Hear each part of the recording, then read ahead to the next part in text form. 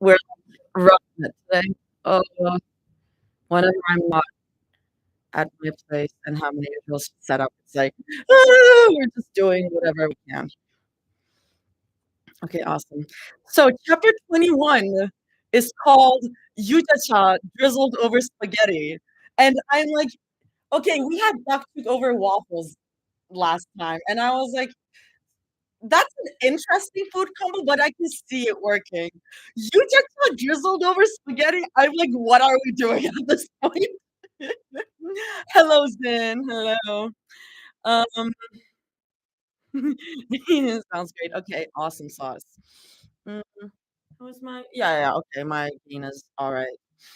We got the new chapter announcement on the Discord. Thank you, Jaime. Summary: 3 tablespoons of yuja-cha, 2 servings of spaghetti, 1/2 tablespoons of unsalted butter, 1 cutlet to cover the boiling insecurities. I guess if you're making but I'm still like, I don't know, that doesn't make sense to me. I'm not I am over questioning these food combos, but, like, whatever, you know? Um, there. How's everyone doing? I haven't been How is everyone's New Year? Oh my god, happy New Year. I almost forgot. KJ is here. KJ in the building. Yeah, happy New Year, everyone. Crazy. Um, that it's a new year. It's a new day. Anyway, happy New Year. Happy New Year. Original key. It wasn't original key. It was a semitone lower instead of a tone lower. And people were still like commenting, being like, oh, it was a semitone lower, not a tone lower. Bitch, I put that in the captions. Read. Learn how to read. Do you know nearly every state drops something for New Year's? I don't know what other states drop. Like I only know the New York ball drop. That video getting over 100,000 views was not for the good. I was like, oh my god, here's a silly video of me freaking out over the like shifting key, and everyone's being so mean. I'm like, oh my god, get away from me. Anyway, new year, new bricks. That is not what we're talking about right now. Hi, Tegan. Okay, so we are here to read chapter 21 of Gimme That Candy Floss right here, right as it dropped. Notes. Hello. So, funny story. I had to split this chapter into 2 again because 1, it ended up being almost 50k words long, and 2, I felt bad for my beta readers. So here we go. Oops. Jaime's crazy. You won't be getting the tree scene. Tease from the last snippet. So that's next time. I was kind of excited for that. Okay. But you will be getting you will get some fun stuff here anyway, Teehee. Anyway, hop on the people pleasing train. Choo choo. Interesting. Okay. I mean, how do you write all this and stay on schedule? These authors are crazy. Like, the grind is insane. How, like, Jaime manages to do this while still being in school amazes me. I know that, like, they're on break right now, right? Like, I'm guessing. But yeah, it reminds me of, like, the early Two's Company days where we would get a new chapter every day or every 2 days. That was crazy. No, it's a different drive. It's so wild to me. But let's go. What do you want to be when you grow up? Startled, Mira looks up from her book. She'd been so engrossed in it that she didn't realize that the sun was beginning to set in the distance. The tree that they're leaning against is as sturdy as the day they met, a couple of months ago, when the weather was a little bit colder from the nip of early spring. The summer air feels wonderful as it brushes against her hair, and breathing feels much lighter than trying to breathe in her father's office. Mira puts her thumb on the spine of her book and closes it frowning at her friend. What? Oh, I'm guessing that was Zoe in the beginning. What do you want to be when you grow up? Whatever. What? She asks, pulled and curious. What do you want to be when you grow up? Zoe repeats, staring at her with big, wide eyes. She has a book on her lap too, but Mira isn't certain if she's actually spent the hour they've been out here truly reading it for their book club. Zoe, after all, has always just gone along with all of her suggestions so that they can spend time together. And Mira likes that she does. Not that she ever has to know that. Why do you want to know? Mira muses. No one really asks her what she wants to be when she grows up. People always assume what she wants to be or what they want her to be. Head of the subsidiaries for her father's business, an executive, a diplomat, a lawyer, or anything that would be even slightly helpful and deserving of the Kong name. She hadn't really thought about what she wanted because she had always assumed that she didn't have to want. Her career will be decided once she finds out which university she can get into. Her mother has high hopes for her to get into Yonsei. She is like 9 years old, by the way. Or no, 8. She's 8. Or any of the Sky universities, for that matter, if only for the name alone. She knows that SNU is her mother's least favorite, and that she overheard the attendants say that it was because her mother's first love had been from there. Her father never verbalizes his preference. A part of her wants to think that it's because he wants her to get into any school that she would like and that he would support her no matter what. It's not like giving her financial support would be difficult, though offering verbal support might break him out into hives. The more jaded part of her, the adult part of her that's grown up far too quickly, knows it's because her father is testing her to see if she makes the right decision. I don't know, Mira says slowly. What do you want to be when you grow up? She already knows, of course. Zoe babbles on about everything, and her preferences for what she'd like to do when she grows up have been often discussed during their time together. Mira remembers it all, too. It would be hard to forget anything. I'll only tell you if you tell me first, Zoe whines, and Mira presses her lips together to keep from grinning. There's gotta be something that you want to do, like a hairstylist or a a lion tamer. Mira muses, almost to herself. A Zamboni operator, a Moirologist. Do you want those things too? Zoe asks excitedly. Mira breathes out in amusement through her nose. Of course, Zoe hadn't noticed her trying to poke some light fun at her expense. Zoe never really believes that anyone is making fun of her until it's pointed out to her, my autistic queen. And even then, whenever Mira warns her to stay away from someone because of it, Zoe always assures her that maybe they were just having a bad day. It makes Mira feel bad for her sometimes. She doesn't know that people are just like that. Zoe really needs to grow up someday.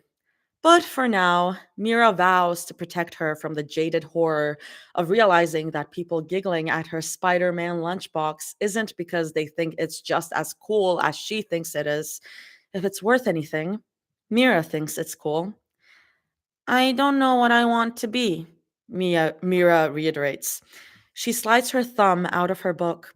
She already has the page number memorized anyway. I think my dad wants me to take over a part of the business when I graduate from university. So Zoe wrinkles her nose. Sorry. Mira wishes she could press down on it. Oh, but university is so far away, she complains. Oh, sorry, that was Zoe. But university is so far away, she complains, and Mira smirks. How does he know he wants you to do that? What if he changes his mind when you get to university? What if you change your mind? Mira shrugs. It wouldn't matter. It's her answer to both of Zoe's questions. It wouldn't matter if her family changed their minds or if she did. She will end up working as a Kong either way. That's always been her predestined fate ever since she was born. She knows it is because everyone tells her so. and that she's so very lucky to have it. So why dream of anything else? Zoe kicks her knee lightly with a small smile. I don't think you'd make a good businesswoman, she tells her honestly. Mira quirks an eyebrow. Why is that? That's odd. Almost everyone in her life has told her that she'd make a great businesswoman. Girl, you're 8. Anyway, she may be 8 years old, but her aptitude for knowing people's intentions and memorizing notes while sitting in her father's business meetings has garnered her enough respect and well wishes from people in her parents' circles. They always say the same thing, that her impassive face would allow her to be a wonderfully ruthless ringleader, and that she was just like her father. Once, at a business meeting where she called out the inconsistencies in someone's story, or just asked, really, because she was confused, he called her a bitch. Her father told her to take it as a compliment. Oh my god, that's crazy. That's crazy. Sorry. That's an 8-year-old. Oh my god, you people are evil. You're too Mira, Zoe says, eyes following the bee that buzzes near the tree trunk. Mira doesn't allow that for an answer. What does that mean? It means you're too sweet, Zoe answers patiently, glancing at her with a small smile as if to say, duh. Alma doesn't like the business people that she works with. She says they're always mean to her. You're not like that.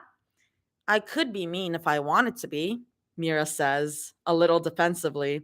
She's not sure why she's defending this either. All she knows is that her shoulders are squared. I'm only nice to you because you're my best friend. Zoe beams at best friend. Mira found out a couple of weeks ago that Zoe quite likes that title. She's taken to saying it more often just to see her smile. You were nice to Nari when she was crying by the slide the other day, Zoe points out. And you helped that old lady get to the convenience store when she was lost. Those were nice things. Those are normal things, Mira corrects. Then she thinks about it. Her parents would have scolded her for offering a handkerchief to a classmate when she was crying, and they certainly would have turned up their noses if the old lady had asked them to show her to the store. Minho would have made fun of her if he knew that she did both of those things too. Zoe shakes her head and she says, they are normal to you because you're a nice person. You're just not a businesswoman to me. I don't think it's cool enough for someone like you. Then what do you think I should do when I grow up? Mira asks, and only because she's genuinely curious. She's never really seen another path for herself, and mostly because she didn't think there was one. Zoe is quick to prattle things off while counting them on her fingers. Oh, there's a lot. You could be an astronaut or a firefighter or a cowboy or a philosopher or even a dog trainer or a scientist or a model. Oh, maybe even a director. I think you would make cool movies or a dancing director. A dancing director? Mira asks, a little amused. Zoe bobs her head with a dimpled smile. She puts her hands on her ankles and presses down on them as she answers, you would be a very pretty dancing director. What even is that? Mira asks again, lifting her chin in the same way that her family does whenever they think something is a little dumb. And it makes her feel icky, so she drops her chin a second later. I don't think dancing directors exist, Zumi. I told you to stop calling me that, Zoe whines, and Mira laughs out loud, her laughter carried by the wind. See, I can be mean, Mira says defiantly. Zoe huffs. I just meant directors who like to help with dancing in movies. Why do you think I can do that? Because you dance really pretty, Zoe admits. Her voice is softer than it had been before, and Mira's face grows a little warmer, pinker. I told my dad you danced really pretty at your ballet recital. He said he thought so too. Mira clears her throat. She needs to change the subject before they linger on this any longer. Genuine compliments from Zoe have never been her strong suit, and she needs to shift gears before Zoe starts making the ladybugs crawl in her. Are you going to tell me? Are you going to tell me what you want to be when you grow up too, or what? Mira asks, her tone a little pompous, but Zoe just giggles. Or why you're even asking? I was just curious, Zoe whines, and she scoots over so she can kick Mira in the thigh. Mira takes a swig of her water as Zoe continues to whine. But then Zoe says, and dunno, probably your wife. Because they kissed. Because they kissed. That's funny. Mira chokes on her water. She has to pound on her chest while Zoe laughs it up in her face. If she wasn't actively dry drowning, she would have shaken Zoe by the shirt. Why would you? Mira wheezes. She would have finished with, why would you want that instead of something normal? Don't you want something normal and not that? Yay! But again, she's dying over here. Zoe shrugs, but the crinkles at the corners of her eyes give away how amused she is. Well, you're always the mom when we play with my LPS toys, so it wouldn't be that hard, she says, looking up at the sky as she thinks. Mira's heartbeat slowly returns to normal. And I don't know, there's so many other things to choose from. Mira coughs one last time. Like, you know, Zoe says offhandedly, like being a marine biologist or a famous singer, maybe even a principal or a demon hunter. I don't think your parents would let you be that. Mira jests. They can't tell me what to do when I'm older, Zoe insists, and Mira can't help but grin. Oh, Choi Zoe and her big personality. There's a reason why Mira likes to be around her so much. Her warmth has always felt like being under the sun. The closest feeling she can get to being next to Zoe is sitting on her balcony and letting herself relish the sun's embrace. Zoe moves closer and lays her cheek on Mira's shoulder. She finds Mira's hand and holds it tightly on her lap. Mira lets her. Zoe has always been the only one to have the privilege of holding her like this. Her parents too, but they haven't touched her beyond holding her shoulder for photos. Whatever you do in the future, Zoe mumbles against her shoulder, and Mira strains her ear to listen closely. I hope you let me be friends with you. Oh my god, I'm gonna throw up. I'm gonna throw up. Mira knocks their knees together. Why wouldn't I still be friends with you? She asks, her words curling upwards in amusement, as much as in confusion. She would be friends with Zoe forever if she could help it. She feels Zoe shrug against her. I never had a friend like you, Mimi, Zoe tells her honestly. It's the smallness in her voice that makes Mira's heart clench. She's never heard Zoe sound this small before. I'm just scared that we'll both do super cool things, but we won't have time for each other anymore. Like my parents. Mira hums in thought. She slept over at the Choi's enough times to know that Zoe's parents are much like hers. They speak to each other only when strictly necessary. And that one time, she watched them walk into separate rooms when it came to bedtime. Much, much like her parents. Except her parents hide it much better than the Choi's do. She wonders if her parents ever took acting classes to seem as loving as they do in front of a camera. Maybe she should ask if she could be tutored by the same person so her claims of missing homework could be more believable. Then the insinuation hits, and Mira turns to look at Zoe in confusion. Why would they ever be like that? She likes talking to Zoe. Unlike Zoe's parents, she likes cuddling up to her during movie nights or when they sleep over. Unlike her parents, she likes listening to Zoe talk, and she doesn't ever see herself rolling her eyes or cutting Zoe off at the dinner table for talking too much. That won't happen, Mira promises her. It's a comfortable promise for her to make. I like spending time with you, Zumi. Why else would I ask you to come read this stupidly boring book with me? Zoe cocks her head in confusion. I thought you said you wanted me to read this because it was one of your favorites. Never mind, she says quickly. She clears her throat. I don't think being a lion tamer or whatever would stop me from talking to you. You're too fun to be around. I've never met anyone like you, and you know how many people I like to complain about. Promise? Zoe asks her quietly. She already said that she promised, but she lets Zoe have it. Promise. Zoe sticks out her pinky for her to hook, her cheek still pressed to Mira's shoulder.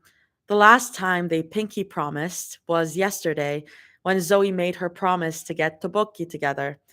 Of course, Mira had held up the promise. She made sure to buy whatever else Zoe wanted on the menu, too. With a breathless laugh, Mira hooks their fingers together. That seems to lift Zoe's spirits enough. It's exactly what she wanted. Do you want to sleep over at my house today? Zoe asks eagerly. Mira tries not to laugh at how fast she changes the topic. It's one of the more fun qualities of her best friend, always keeping her on her toes. I already slept over at your house last weekend, Mira reminds her. She drums her fingers over the front cover of her book. I don't want to make your parents uncomfy. Her parents don't like how often she sleeps over at Zoe's either, but she doesn't really care what they think. The last time they tried to stop her resulted in a screaming match that ended not because they finally heard her out, but because they were worried that the attendants would hear. Zoe shrugs casually. I don't think they care. You don't think means you don't know, Mira lectures. Zoe pinches her knee, and Mira yelps and laughs. I know what think means, she exclaims, but Mira just keeps her mouth shut to keep her from getting angrier. I'm just saying they like having you around. Mira doesn't think that that's necessarily true. Zoe's father doesn't seem to mind that she's around, mostly because he puts more of his attention on the TV or his phone, but her mother has squinted at her a couple of times or glanced nervously whenever Zoe tugs her away to go up to her room. She knows why. Any mother would worry about why someone like Mira was walking around the house. It's like sleeping next to a tiger. But Mira would never do anything to hurt Zoe. She would never say or do something that would put her in danger. And he hopes that one day she can tell Zoe's mother that. Oh, great, awesome. Which could mean nothing. Which could mean nothing, you know?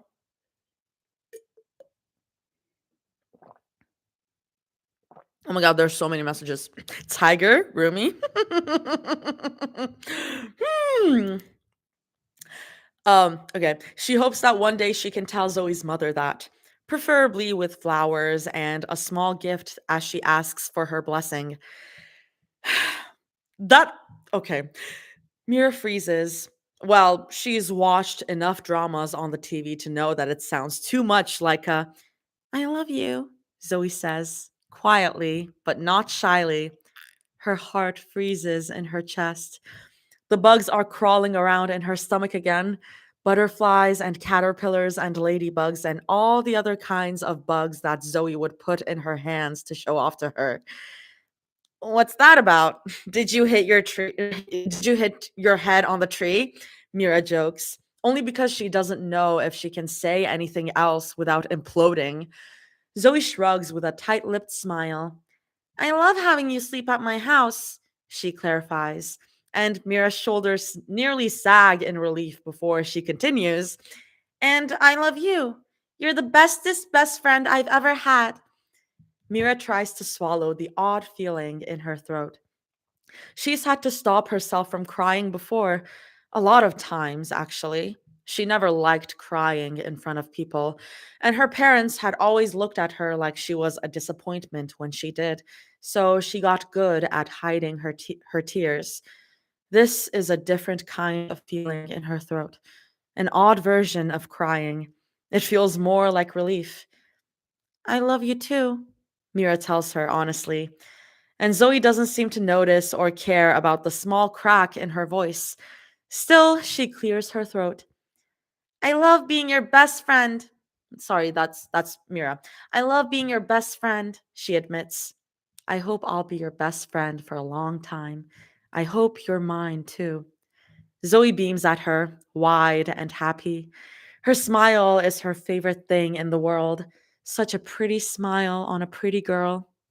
Sometimes she wonders if this is what all the people in the dramas feel in dramas feel during those dramatic fireworks scenes. She never really understood it. Today, maybe she kind of does. Want to play on my DS with me? Zoe asks. All Mira can do is laugh and say, yeah, duh, why wouldn't I? Oh god, when the Inyon is Inyoning. The next part is Zoe POV. Let me put the or I know where to put the microphone when I have so little moving space. Water break. Isn't it so good? Mm-hmm. Give me that, give me that candy floss. Mira already playing their wedding. No, I literally read that and I'm like, girl, you're 8 years old. Yeah. Oh, Tegan, good night. So not only Mira's hair is pink, she is a model. She is also a dancing director. Because of Zoe, Mira really made her childhood crush her whole personality, as she should. Oh, they're so sick. They make me sick. Okay, Jaime really does love his parallels. They're literally 8 and they're in love. I love it when like we have stories of like little kids just like being in love for the first time and it's like it's real and it's like so innocent and pure and it's like, oh, you guys are babies. Yeah, the elementary school love. Oh, I'm gonna sorry. I read the next sentence and I'm like, I'm gonna throw up.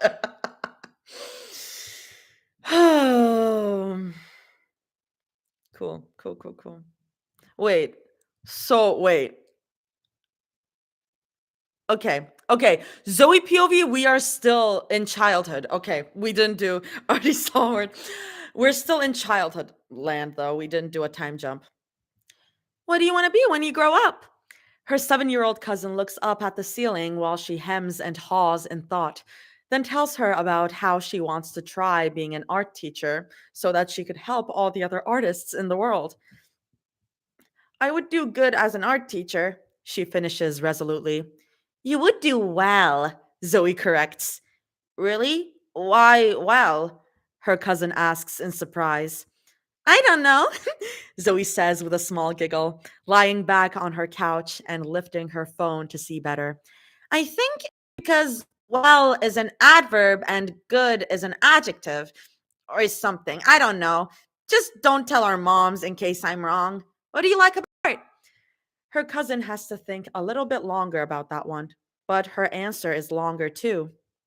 Helping her cousin in Korea with her English isn't exactly how Zoe had anticipated spending her night, but her mother had specifically asked her for the favor that morning because of her cousin's slipping English grade. She's not the type to say no either, so here she is. Besides, she wishes she had someone to help her with her English when she was younger, especially because she had to move across the globe out of nowhere to a city where almost no one but her dad spoke Korean. She still shivers at the thought of being forced out of class time to sit with an ELD teacher, even after she had shown them over and over that yes, she could tell them about her weekend in perfect English. Frickin' Susan and her obsession with Berenstain Bears books. Yep. Great job, Zoe praises when her cousin finishes her spiel about her favorite cartoon about a ladybug and a cat. Whoa, when did Miraculous Ladybug get into this? When did Miraculous Ladybug get into LMFAO. How's the weather in Seoul? I haven't been there in a while. You should tell me what it's like over there. Oh, we did do Oh, we did do a time jump. Okay, we did do a time jump, and I was wrong. This is present day. Oh shit, this is present day. I'm gonna throw up. This is present day. Okay, present day, Zoe. Okay, fuck, shit. Oh shit, shit, fuck, shit. It's confusing. If I was just reading this on my own, it would be fine. But because I'm live reading, I'm like, from the corner of her vision, she can see Mira trying to fix the TV for her dad. She's clicking around on the remote and flicking through the settings to find something that might help the odd colors on the screen. The woes of having a new flat screen TV are dealing with the 50,000 options, she supposes, and Zoe has to wrench her eyes away. It's a little tough trying not to stare at her beautiful friend while she jabs her tongue into her cheek and tries to work modern technology. Her heart twists like jump ropes in her chest. Her for all this. Zoe's cousin goes on and on about the weather in Seoul, how it's supposed to snow in a couple of weeks during winter break, and Zoe hums noncommittally in response. She feels a little bad about not being able to talk to her as much as she should, but at least her cousin is still getting something out of their video call. She never really talks to her cousins this often anyway. It's been a couple of days since she realized, and she still doesn't know how to bring it up. All she knows that is that she should, because nothing good comes from hiding things, and nothing good comes from hiding them longer and longer. She just doesn't know what to say. She doesn't know what to do about it. All she knows is that Mira knows. It wasn't that hard to figure out, honestly. All she had to do was ask Mira about her favorite memory from when she was in elementary school, and Mira had told her about the time she and her friend ran away for a couple of hours during a fire drill. Zoe doesn't remember that, but she did ask what her friend's name was, and when Mira had paused, eyebrow twitching, then told her that she didn't remember, that was all Zoe needed to know. She knows Mira's tells by heart. She knows enough about Mira to know that Mira would never forget a name. She knows names and faces so intricately well. Like when she called the waiter at her favorite hole in the wall ramen shop by name again after a couple of months. How articles about her online always praise her for her ability to call interviewers by names years after meeting them, and how investors find her remembrance of their names to be a token of their company's unions. She knows Mira well enough to know that she would never forget the name of someone she considered a friend, even if it was decades or days ago. It's funny that she knows so much about Mira now. She must have known so much about her back then, too. But now all she has is the memory of pink by a tree, not cherry blossoms either, a specific kind of pink. The TV screen flickers, or the random show that it's on is suddenly black and white. It certainly isn't a detective show to warrant the monochrome palette. Mira's face tightens in frustration, and she knocks the remote against her knee as if she could bully it into working properly. Zoe has to bite down on the inside of her cheek to keep from laughing, and she adjusts herself on the couch to inconspicuously tilt her camera away from Mira. And what do you like about the snow? Zoe asks her cousin amiably. She laughs when her cousin answers with an immediate, everything! Tell me more, Zoe says happily. Her cousin's continued rambling gives her more time to think. She can certainly see the family resemblance in both of their tendencies to go on and on. Zoe knows that she shouldn't be angry with Mira for not telling her. It's hard to be mad at someone squinting at a TV like it's their mortal enemy. It's harder to be mad at someone that she considers her best friend, even now, and much, much harder to be angry when that person is someone she loves. She still tries not to think about in what context it means. She just knows it's love, and that's enough for her. For all she knows, Mira hid it because she was scared of how Zoe would react to it. Zoe totally gets the fear. Mira's been through enough, and she probably just couldn't find the right time to tell her. That's all. But at night, sometimes that small, small part of her wonders if Mira had done it because she was ashamed. Because there was a particular reason that she didn't want Zoe to know. And it was so that she didn't think that they were closer than they should be.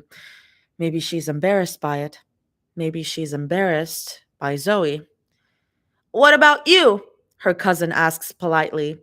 Zoe coughs into her fist and sits up. Huh? What do you like to do at your school? Her cousin repeats, still as politely.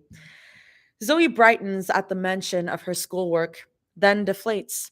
She tells her cousin about her music projects and the things she learned in class about production, but all in the past tense. Sure, there's another semester waiting for her in a couple of weeks, but that doesn't mean that she can't miss it. Making music? Not making music, not the assignments and the geriatric professors who mark like passing students meant shooting themselves. Out of the corner of her eye, the TV flickers. It turns completely black, and she hears Mira hiss under her breath in disappointment. Zoe has to nibble on the tip of her tongue to keep from laughing or smiling too hard on camera. Ah, the joys of getting to watch rich people try to do the most mundane of tasks. She and her cousin don't stay on the phone for too long after that. Her cousin still needs to eat lunch with her family, and Zoe isn't keen on letting some poor 7-year-old go without some homemade gamjatang. Okay, so at least I predicted that the cousin was a child, okay? Her mother takes over the call before Zoe can leave it. You're eating well there, aren't you? Aren't you? Her mother asks, now furrowed in worry. Her face is pressed close to the screen as she squints down at Zoe, and Zoe holds back her tongue from telling her to back away from the camera for the nth time. Your father, he doesn't know how to cook well. I don't trust him with making you good enough food to recover. Do you want to come live with us for a while? The tickets are expensive, but I'm sure it's okay, Zoe reassures her. I'm doing well here. I don't need to go down there and make you guys rearrange everything for me. She's lost count of how many times she's had to tell her mother that she would be fine where she is. No one in her family seems to believe that she would be fine in Burbank. But it's not like they know that she has two friends at her beck and call, literally, with Rumi's tone deaf gift of giving her a bell to call them if she needed anything.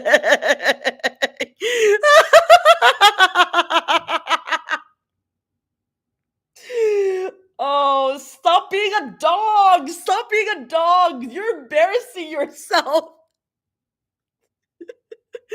Stop being a dog. Oh my god.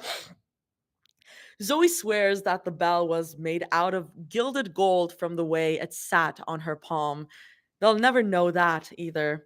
There's a difference between her mother knowing that her friends were at her side at the hospital and at her side in her house. She doesn't want to make things complicated. And she knows that her family's insistence is just born from worry. Her grandmother's insistence on her going back to Seoul so that she could eat well, in particular, doesn't really bother her. It's nice knowing that to some capacity. It's nice knowing that to some capacity, her family still cares. Like, sure, she had to get into a fiery car crash to get there, but lemons and lemonade, you know? It's nice knowing that, to some extent, she still wanted. Zoe! Okay. The TV flickers back to life, though still with the odd color filter over the show that it's playing. Still, Mira pumps her fists in victory, and Zoe looks away before she can lose herself in Mira's effortlessly beautiful grin and the way her hair falls over her face. Well, Her mother starts, eyes darting somewhere over her phone screen. You know the offer is always there, Zoe. I know, Zoe says. She tries not to roll her eyes. She finds that she's been trying not to roll her eyes more often ever since Mira started living with her and rubbed off on her. Love you, Ma. The TV screen flickers again, this time in the correct, saturated colors of the actual show. Mira grins proudly to herself, chin held high in defiance as she leans her hip against the kitchen counter to watch the show. Dad will thank Mira for fixing the TV eventually, after his long post dinner nap. And Rumi, who has taken a great interest in watching late night cable TV almost every night with a notebook open on her lap, scribbling away. Love you more, her mother gushes, and she yells at someone in Korean over her shoulder. If Zoe had to guess, it was probably one of her more rambunctious cousins. Sometimes the FOMO makes her wistful. Her mother continues, rushing it all out. Make sure to eat lots. Do what your doctor tells you to do. And make sure to rest. Yeah, yeah, I know, Zoe says, huffing affectionately. This time, she allows herself a roll of the eyes, just as a little treat. Eat, eat well. Appa's making dinner soon. Appa's making dinner soon. I said that weird. I'm sorry. Her mother raises her eyebrows in surprise, and Zoe is grateful that her phone screen doesn't give away how warm she feels under her gaze. It wasn't a lie, necessarily. Her dad brought out the ingredients an hour ago, and he put the meat next to the sink to thaw out that morning. The warm food in the pot had been, however, chopped, cooked, and simmered by Rumi and Mira, right before Rumi had to dart away for one of her responsibilities for the night. They didn't need to know that. Her aunts were already as nosy as they were with her honmun career. Once her phone beeps with the telltale sign that her mom has left the call, Zoe slams the screen over her chest and groans. I'm so tired, she whines out loud. Mira chuckles deeply, and Zoe hears her slippers shuffle on the floor as she makes her way over to her. She feels Mira's weight dip down on the couch next to her. Instinctively, Zoe shimmies close to her to wrap her arms around Mira's bicep and lean her head into her shoulder. It's something that she likes to do with both Mira and Rumi, and neither of them have ever stopped her, and she sees no point in stopping it now, even after what she knows. She wonders if she had clung to Mira like this as a child. She may know that Mira had been the friend who walked her to her dad's car in the rain, but that doesn't mean that she remembers everything. It frustrates her that she doesn't know everything yet. She wants to.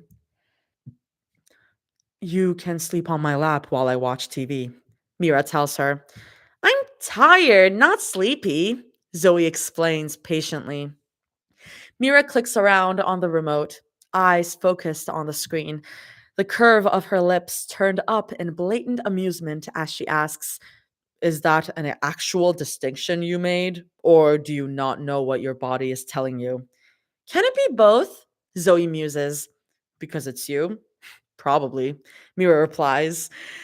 Zoe hits her thigh with a shallow slap of her hand. It just makes Mira giggle, and Zoe pouts against her arm. What you watching? Zoe asks her. I don't know.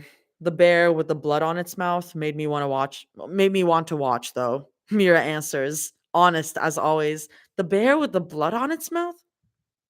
Okay. She leans over and grunts as she places the remote on the coffee table in front of them, then returns to lie back against the couch to let Zoe use her shoulder as a pillow.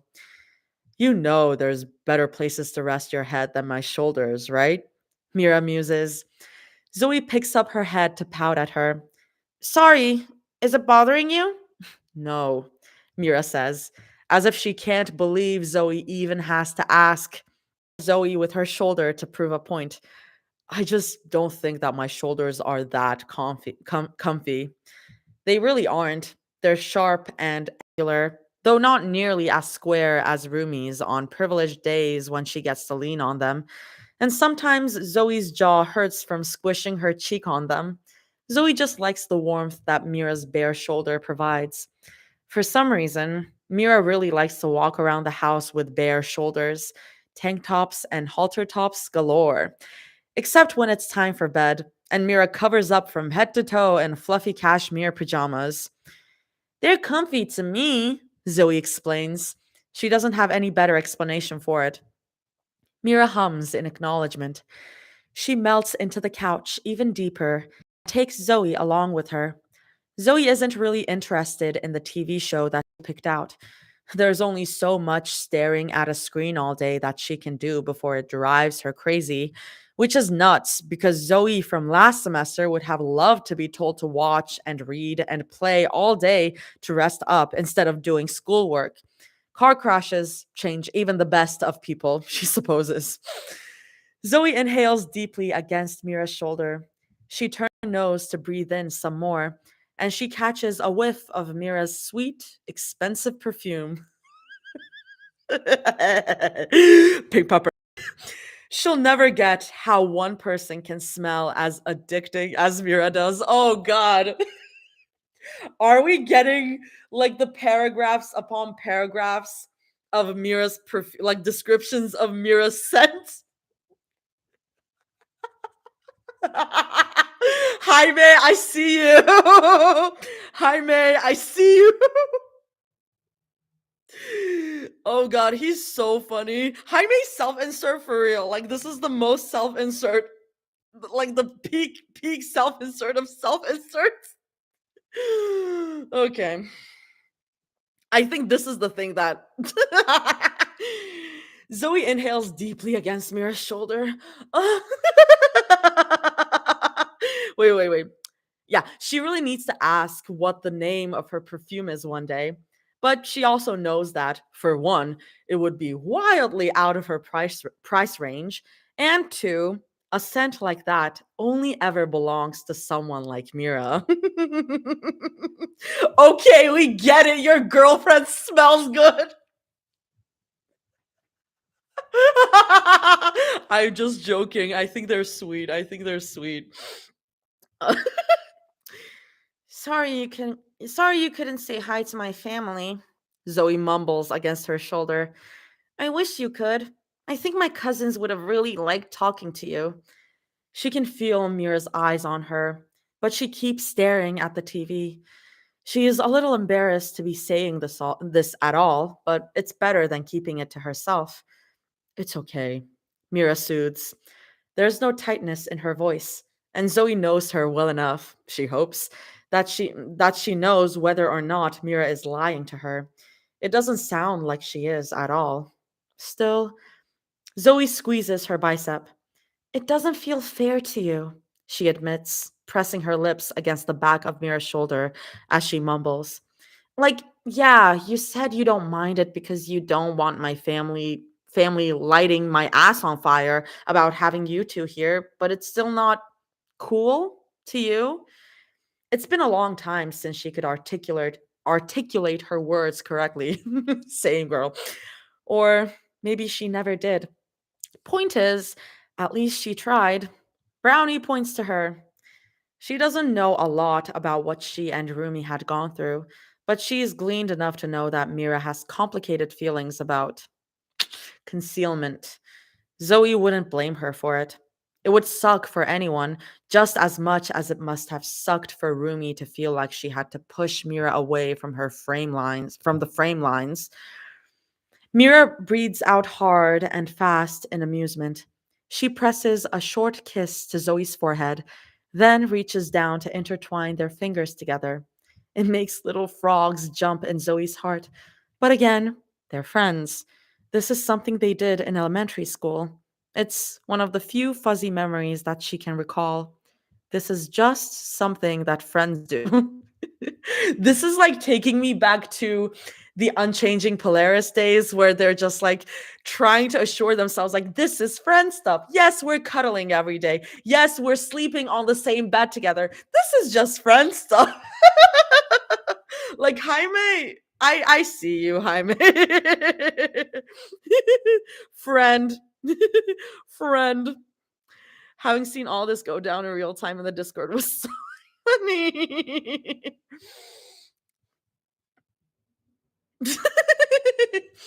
Yeah, anyways, this is just something that friends do.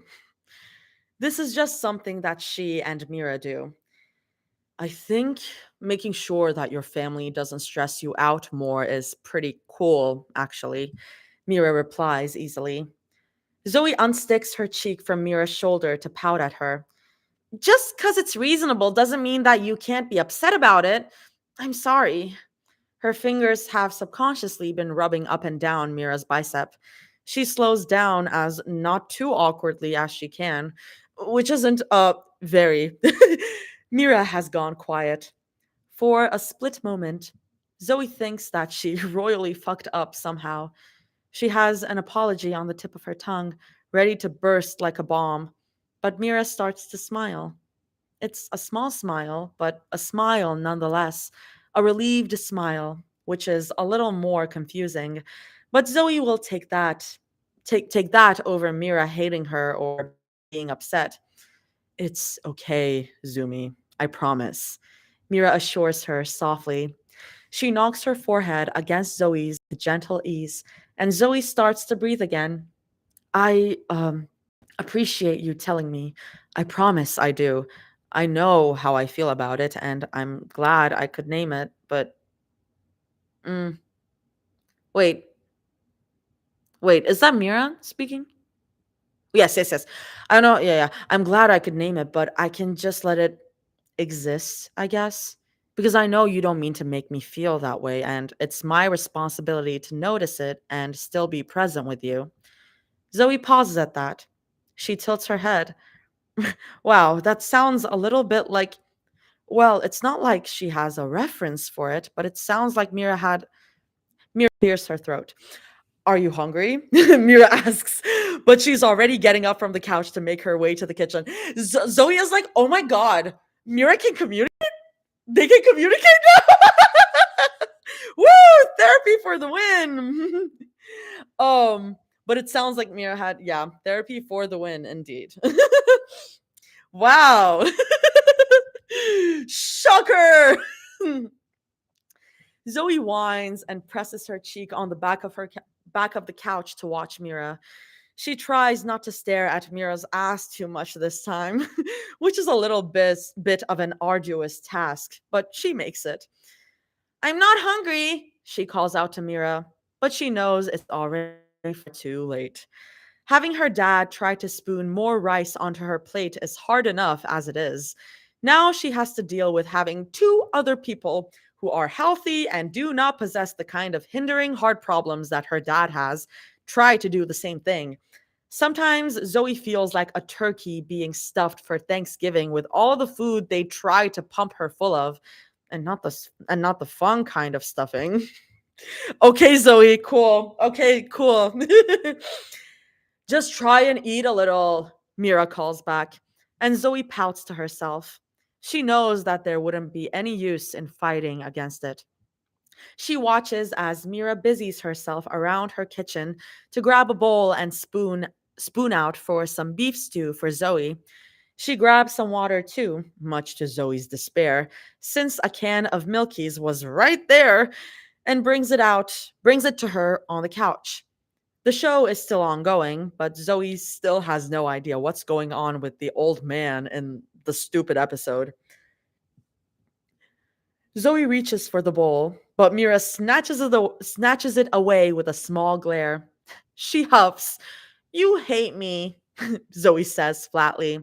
I don't, Mira answers, just as she always does. She shifts on the couch to face her better, and she holds up the bowl close to Zoe's chin. I love you. That's why I'm feeding you, dum dum. I love you still sets off erratic fireworks in Zoe's stomach. It still makes her feel giddy, like whenever she got to watch her silly K-dramas at 4 in the morning on a school night. Obviously, she knows that Mira doesn't mean it that way, the confessional way, even if she does love her that way. Friends say I love you to each other all the time, like how people say that they love kimbap or they love chicken or they love pilk. and sleeping in. It just makes her happy to hear it. There's no other explanation for it other than the fact that it makes her happy. Mira brings the spoon up to her own lips to blow on it, then offers it up to Zoe and tips it to her parted lips with careful precision. Despite her gentleness with Zoe's eating habits, she laughs in her face whenever the stew dribbles down her chin. And despite that, Mira always wipes the trail away with her thumb. That's always been their dynamic with each other. Mira would poke and tease her, but she never let the stick dig too deep. Zoe has never known someone as funny and kind as Mira. She doubts she ever will. All these years, and she has never been able to have somebody else like Mira in her life. Why are you still pouting? Mira asks, a slight curl at the corner of her lips. Who says I'm pouting? Zoe retorts. Says me. I don't care what you say. Really? You don't care? Yeah. Zoe frowns when Mira pulls the spoon away, just as she was enjoying the simple pleasures of good old American beef stew. What, you don't believe me? Never said that, Mira teases. She stirs the spoon into the soup. Pouting. I just think that you're pouting about something in particular. Like? Zoe asks. That's what I'm asking you about. Zoe huffs in response, and Mira chuckles in her face. Sometimes it's cool that Mira can guess what her facial expressions mean. Other times, like now, it's a little bit of a nuisance. Well, not a nuisance, because Mira could never be an actual nuisance to her, but tell me, Zoom Zoom, Mira says, her tone uncharacteristically gentle. It makes Zoe drop her shoulders just in time for Mira to bring some more soup to her bottom lip. Zoe sips at it gently and lets the warmth sit in her belly for a while before she answers, mumbling out of shame. I just got a little sad that I missed getting the pre-order PCs from Rumi's new album because of. She moves her hand around her face. My thing. It's a little hard to say coma in times like this. Saying coma feels too clinical and serious, and other times it feels too silly. Sometimes both, somehow. The spoon freezes mid tilt to Zoe's lips. She whines, but Mira doesn't seem to notice. She's too busy staring at Zoe, eyes flicking back and forth between Zoe's eyes, like she's trying to see if she's making some sort of joke. She would never joke about something as serious as Ryurumi pre-order bonuses. Or hot dog. Self-insert. Man, she should really ask Rumi to get some hot dog for her when she gets home. Self-insert. Rumi always remembers to get her something before she comes home, and she never denies Zoe her cravings. Maybe she should ask for 3 orders of hot dog or some citrusade on the side, and holy shit, maybe some gimme for some added saltiness. Or Mira baffledly states, I'm sorry, let me get this straight. Zoe snorts. Get it? Get it? Get it? Mira sets the bowl down on her lap to glare at her some more. Let me get this straight. She reiterates. She reiterates, and Zoe only presses her lips together this time. You have spent the last, I don't know, fewish months talking to Rumi, playing games with Rumi. Well, I mean, it's mostly just Stardew Valley, Zoe muses, looking up at the ceiling. And living here with Rumi, and you. Mira blinks at her, careful not to spill the bowl on her lap. Sorry. And you. Mira blinks at her, then tilts her head. It's an adorable expression on her face. You're sad that you can't collect her photo cards? What? Zoe whines. She hurls a throw pillow at Mira's face, careful not to spill the bowl on her lap. And Mira only bats it away with a slow, amused blink. What's so bad about that? I literally collect your magazines. You. Mira freezes. You do? She sounds surprised. Why is that so surprising? Hasn't Zoe shown her the packages that come in with Mira's Vogue Korea covers? Those were so hard to get sometimes. She had to DM so many people online just to see if they had them in stock. Apparently, Mira's cover editions had always been the first to sell out. A bit of a bitch to get, but the pride of knowing that her best friend gets all the love from people makes up for it. I mean, I haven't collected them all yet, Zoe says patiently, adjusting herself on the couch cushion with her hands in her lap. But that's the fun in collecting. Trying to catch them all is like half the fun with Pokemon. Did you just compare me to Pokemon? Mira asks, a little amused. Zoe throws another pillow at her. Mira bats it away, but she puts the beef stew on the coffee table, lest it get in the way of another war. Her dad certainly wouldn't like the fact that they got stew all over his fabric cushions. Not that Mira and Rumi wouldn't replace them in the blink of an eye. In fact, Rumi had practically begged her to let her get a couch with heated seats and nicer cup holders. Unfortunately for her, this couch has bonded itself to her ass permanently. I'm comparing your magazines to Pokemon, Zoe says, just as patiently. Mira rolls her eyes, but the corner of her lips jerks upwards in mild amusement. Right. Now, are you going to tell me why you want Rumi's photo cards or my magazines? Why not? Zoe shrugs. She doesn't see the problem at all. Seriously, what's so bad about wanting to collect her friends' memorabilia? Other friends of Other friends of K-pop idols are probably doing the same with their famous friends. She would have collected Mira's college shirts if she could, or Rumi's spelling bee magnet merch, or anything of the sort. She just wants to celebrate them. Is that so bad? So sorry, it's just Mira blinks, and she looks back down at the coffee table to give it some thought. Zoe watches her earnestly. She wants to know where Mira's line of thinking is headed, just so that she can have the chance to dispel it. Wrong with wanting to celebrate achievements with friends. Zoe may not have a lot of friends to reference, but she knows that her happiest days involve someone recognizing her for her. You could ask us if you want anything, Mira explains, a little slowly. She watches Zoe carefully, but Zoe only smiles back at her. You could ask us for anything you want, and you know we'd give it to you. Hell, I bought you that SpongeBob RC car you wanted yesterday, and the inflatable air shark one, and the RC excavator she wanted so she could have drop M&Ms into her mouth, and that stupidly expensive hair dryer that she begged them not to buy just because she liked to post about it. Zoe is going to find a way to repay them twice over one day. God, they really do have a problematic wage gap sometimes. Fuck rich people. I'm pretty sure Rumi could call the factory that makes your photo cards and give you an entire sack if you wanted. And I could give you whatever stupid poster you want with my face on it. Then Mira scratches the back of her neck as she checks the time on her phone and grumbles, not like I know what you'd even want to do with a poster of me, but whatever. Zoe has several ideas. For one thing, it could hang right next to the Rirumi poster that she put up when she was a teenager. She could really update that sometime.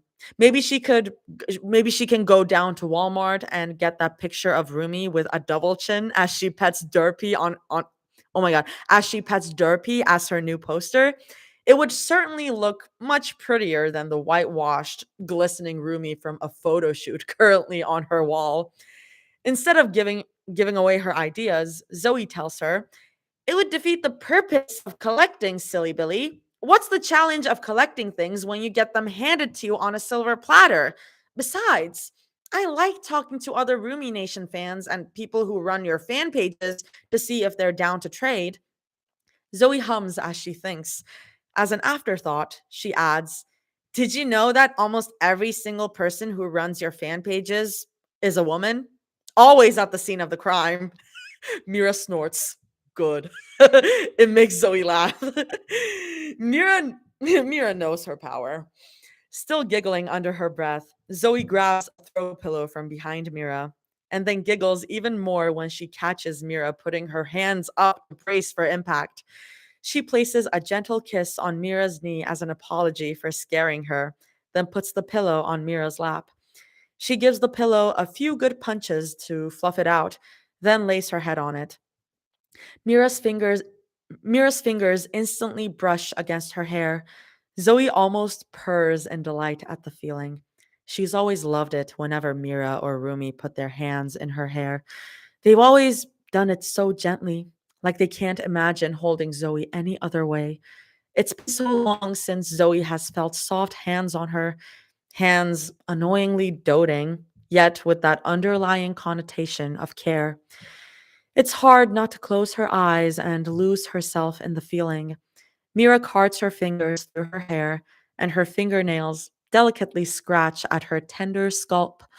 Mira's fingers have always been so cold, too, a soothing balm for the aches in her brain. Then Mira murmurs, "What photo card did you want?" It takes a moment for Zoe to stir. It's hard to come alive when Mira's fingers seem to be pushing her back to sleep. But eventually, she mumbles, "What?" It's not the most articulate answer, but at least it's an answer. She hears Mira's gentle snort of amusement. She knows that she's half asleep when she doesn't pinch Mira's stomach for the transgression. Maybe it's why Mira does it, because she knows Zoe gets too comfortable with the nails in her scalp. Another reason why Zoe hates that she knows her so well. "Which photo card did you want from her newest album?" Mira asks again, amusement lapping at her tone. "The single album she released a month ago, right? The one with Z as the title track? I'm surprised you didn't pre order it. Pre order announcements should have gone out like a week before your birthday." The fog in Zoe's mind parts at that. She blinks, then rolls over onto her shoulder to look up at Mira and squint. Mira squints back at her. Her fingers slide away from Zoe's hair, and Zoe almost grabs her wrist to put them. She will, in time. She just needs to figure this little puzzle out first. "Hmm, what?" Mira asks, and the small smile on her face does nothing to offset the nervousness in her tone. "How did you know that?" Zoe says slowly, like she's trying not to spook a cat. Usually, the only people who tune in to her pre order announcements are people with her yearly membership, people who follow her fan pages, or people who are just fans. And over a month ago, I certainly wouldn't call you a fan of hers. Zoe almost chortles. But she doesn't want to reopen old wounds. Her eyes glance over at the light gash on Mira's eyebrow, the one she still desperately wants to put knuckles over to check. Mira shrugs. "The announcements get on my timeline sometimes. Can't exactly stop that." Yes, you can." Zoe raises an eyebrow at her. Raises her eyebrows at her, fingers folded over her stomach. Mira glances away. "Interesting." "Zoe, clock that shit. Clock that shit, girl." "Mm-hmm." You can literally block fan pages, or you can click not interested on basically every single platform out there. "Sometimes it doesn't work," Mira grumbles. The tightness of her eyebrows makes Zoe think that she's telling the truth. Sometimes when she's annoyed, Mira's face gets all scrunched up. It's very cute, and something that Zoe isn't keen on sharing with Mira in case she tries to stop doing it. "Okay," Zoe relents, and Mira's face relaxes. She tries not to giggle too much about it. "But no, I ordered that one. I have it sitting on my shelf, my other Rumi albums, actually, and this one is sitting next to my favorite. I'm talking about the new one." "The compilation album or the OST one for the K-drama she just wrapped or the OST one for the K-drama she just wrapped up?" Mira asks casually. Zoe tilts her head. Which one had a pink cover?" "The OST," Mira says automatically, like it's just a fact off the back of her head. "You ain't slick." "You ain't slick." Zoe holds back her snort. The only people who know that the cover is pink are people subscribed to Rumi's Sunbeam account, Sunlight Entertainment's paid idol fan messaging app, because Rumi had texted on Sunbeam about it just yesterday. Get her ass. Zoe responds as non suspiciously as possible. Sorry, thinking about the wrong one. The mini album version of Z, and the one that Rumi released while she was in a coma. It was funny to think about it in retrospect. Less funny when she brought it up to Rumi while Rumi was feeding her soup in her hospital bed as a ha ha, isn't that funny thing. And Rumi had only burst into tears and apologized over and over. Mm. Apparently, despite being the biggest celebrity the world has ever known, Rumi doesn't dictate when her albums come out, even if she isn't physically there to promote them. Not that someone like Rumi ever needs to promote things. Still, the thought makes Zoe sad, a lot sadder than the fact that she missed out on the photo cards. But at least with photo cards, she can pretend that she has some sort of control over it, and hence the crash out. Mira goes quiet for a moment. Zoe wonders what she's thinking about, but she's not left in the dark for too long when Mira carefully says, the limited editions of Rumi's albums always get a second printing for Japan 2 months after they release in Korea. You can probably nab one then if you keep an eye on your calendar, which should be in, what, a week or something? It's cute that she thinks that she can add or something at the end of a sentence to to pretend like she hadn't put that much love and care into it. But because Zoe is oh so grateful, she doesn't point it out. Instead, she squeals and sits up in Mira's lap to give her a big hug and nuzzle against her chest, and she feels Mira's arm wrap around her in silent reflex. Do you know a good website for it? Zoe gushes, pulling back to look at Mira's slightly pink face. It won't take like 50 centuries to get to Burbank, will it? I mean, I guess I could pay for express shipping since I got that nice honmun cash, but I don't know. Actually, what if I give you some cash the next time you go to Japan and beg you to pick it up for me? What if Zoe, Mira chuckles, her cold hand sliding down her arm so she can squeeze Zoe's shoulder. I'll do whatever you want. But I'm pretty sure shipping to the US isn't that bad. I did it all the time. Well, you probably didn't have tariffs. The tariffs we do now. Fucking rich people. They don't know shit. Oh, that's great then. It's always nice knowing when other people have firsthand experience because you never really know with all these other Zoe babbles. She freezes. She squints at Mira. Oh god, I'm gonna throw up. What do you mean you did it all the time? She asks suspiciously. I'm gonna throw up. I'm gonna throw up. Oh my god. I ordered stuff from Japan all the time. Mira answers, but she answers far too quickly, and Zoe zeroes in on it like a bloodhound. What did you order? She presses. Just sunscreen. Mira's voice is a little strained. Aha, makeup stuff. You can't get that in Korea? Some things in Japan work better with my skin type. But you said you had dry skin. I yeah. Korean skincare has a shit ton for dry skin. What do you mean it only works in Japan? I said it works better with Japanese products. Kate, then what brand did you? Oh my god. Mira groans as she flops backwards on the couch in despair. She shouts a little into the throw pillow that had been in her lap. Then she yells, Fine. It was Rumi's albums when we were dating. Why did you want to know so bad? Because I'm nosy and you love me and I like hearing you talk about it. Zoe sings songs. And she hardly cares about the ache in her cheeks from grinning this wide.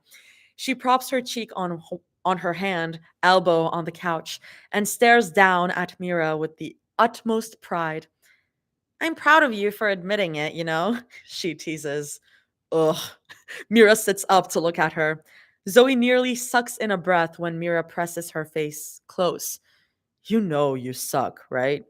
I've been told that I suck good, Zoe retorts.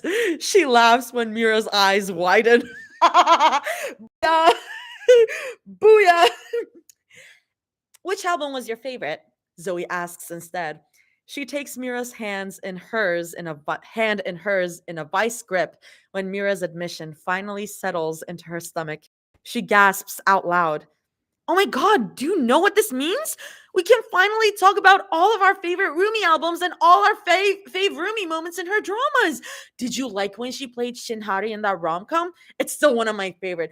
I'm not that big a fan of hers, Mira says with a huff. I'm not that big a fan of hers, Mira says with a huff. And Zoe tries not to giggle too much at her haughtiness. Tries. We Obviously we dated, and when you're dating someone, you want to support them. Obviously, Zoe retorts, a little too gleefully. And it's not like I dated her in the first place because I liked her music. I just thought she was, I don't fucking know, fun, I guess. So I wasn't. Her hands are still flying around.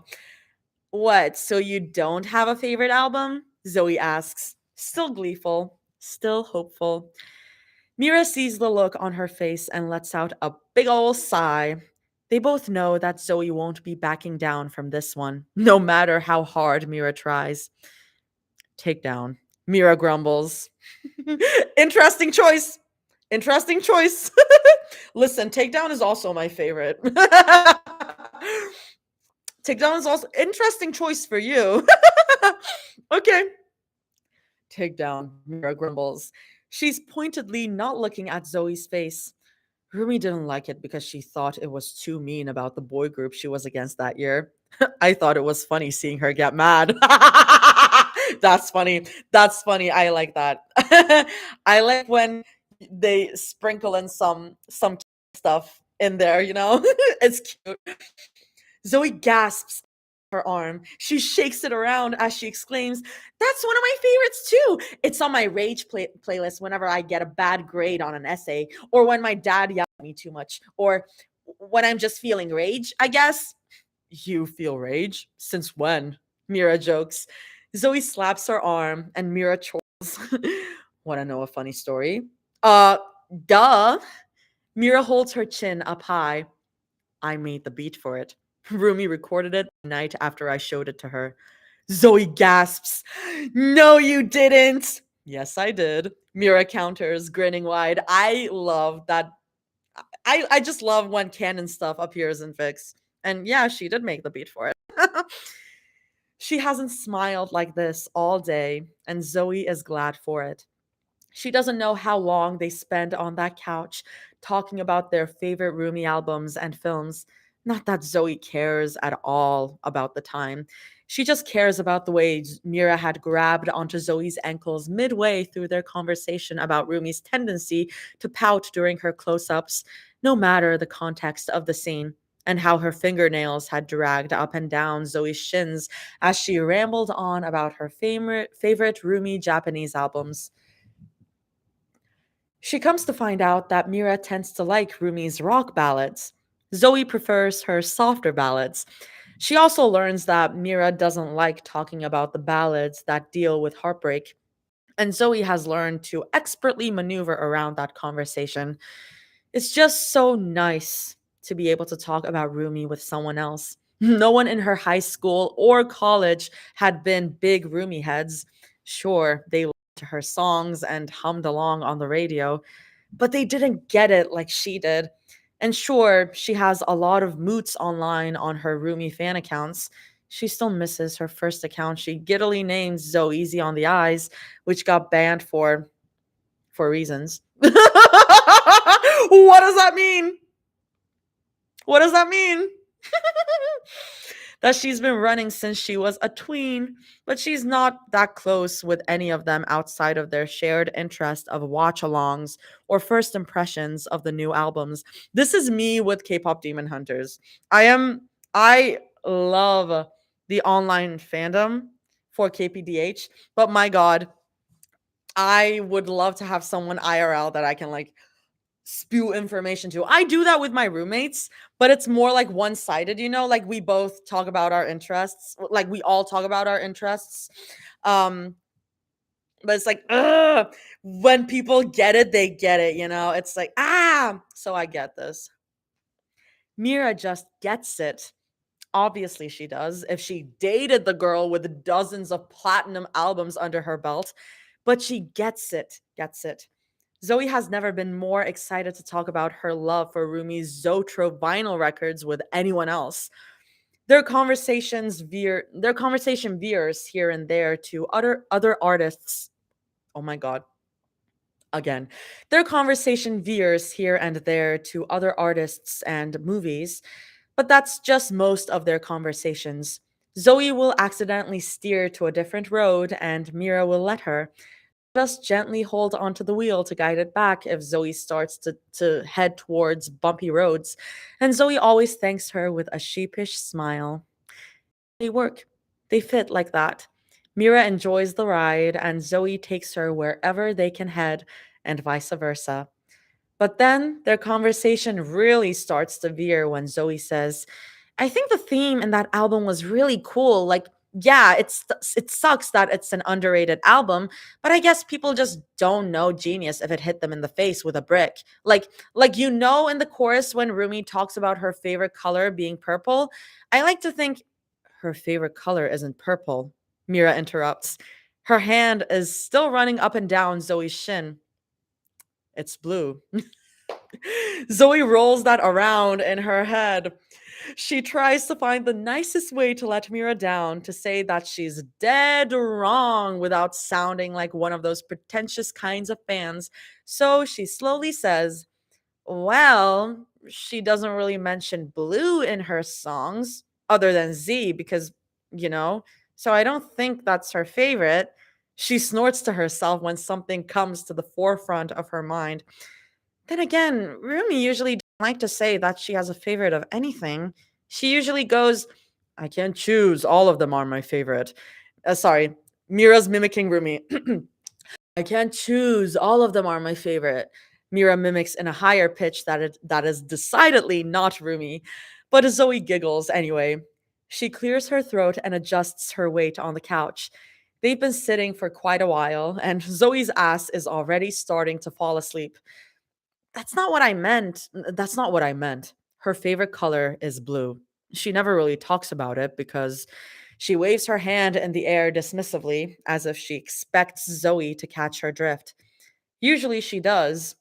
This time she has no idea what the fuck Mira is trying to say. Because?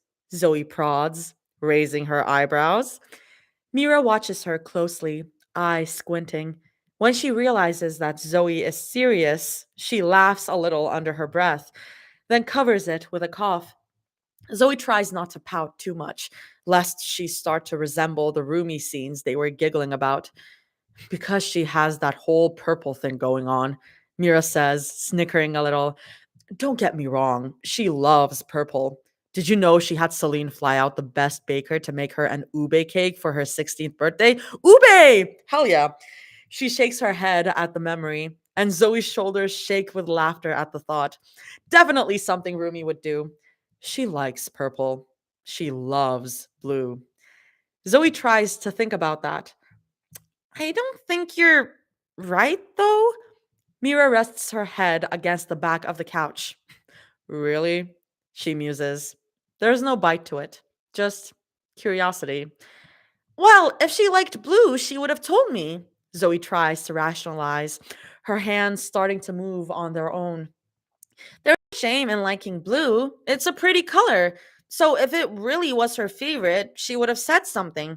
Maybe you mixed it up with that interview in 2019 where her favorite thing as a kid was the blue rolling butterfly toy she had. Mira shakes her head.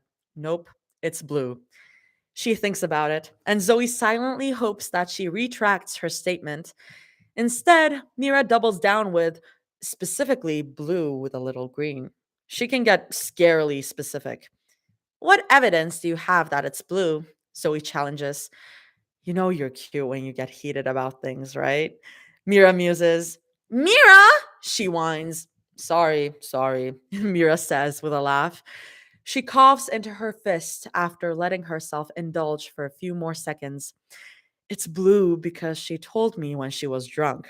She just never tells people because she thinks it might disappoint them with the whole purple royalty thing. She rolls her eyes, but it's fond. You know for a fact she can't hold her liquor. Of course she does. She also knows Mira can't either. So if Rumi was drunk that day, most likely Mira was too.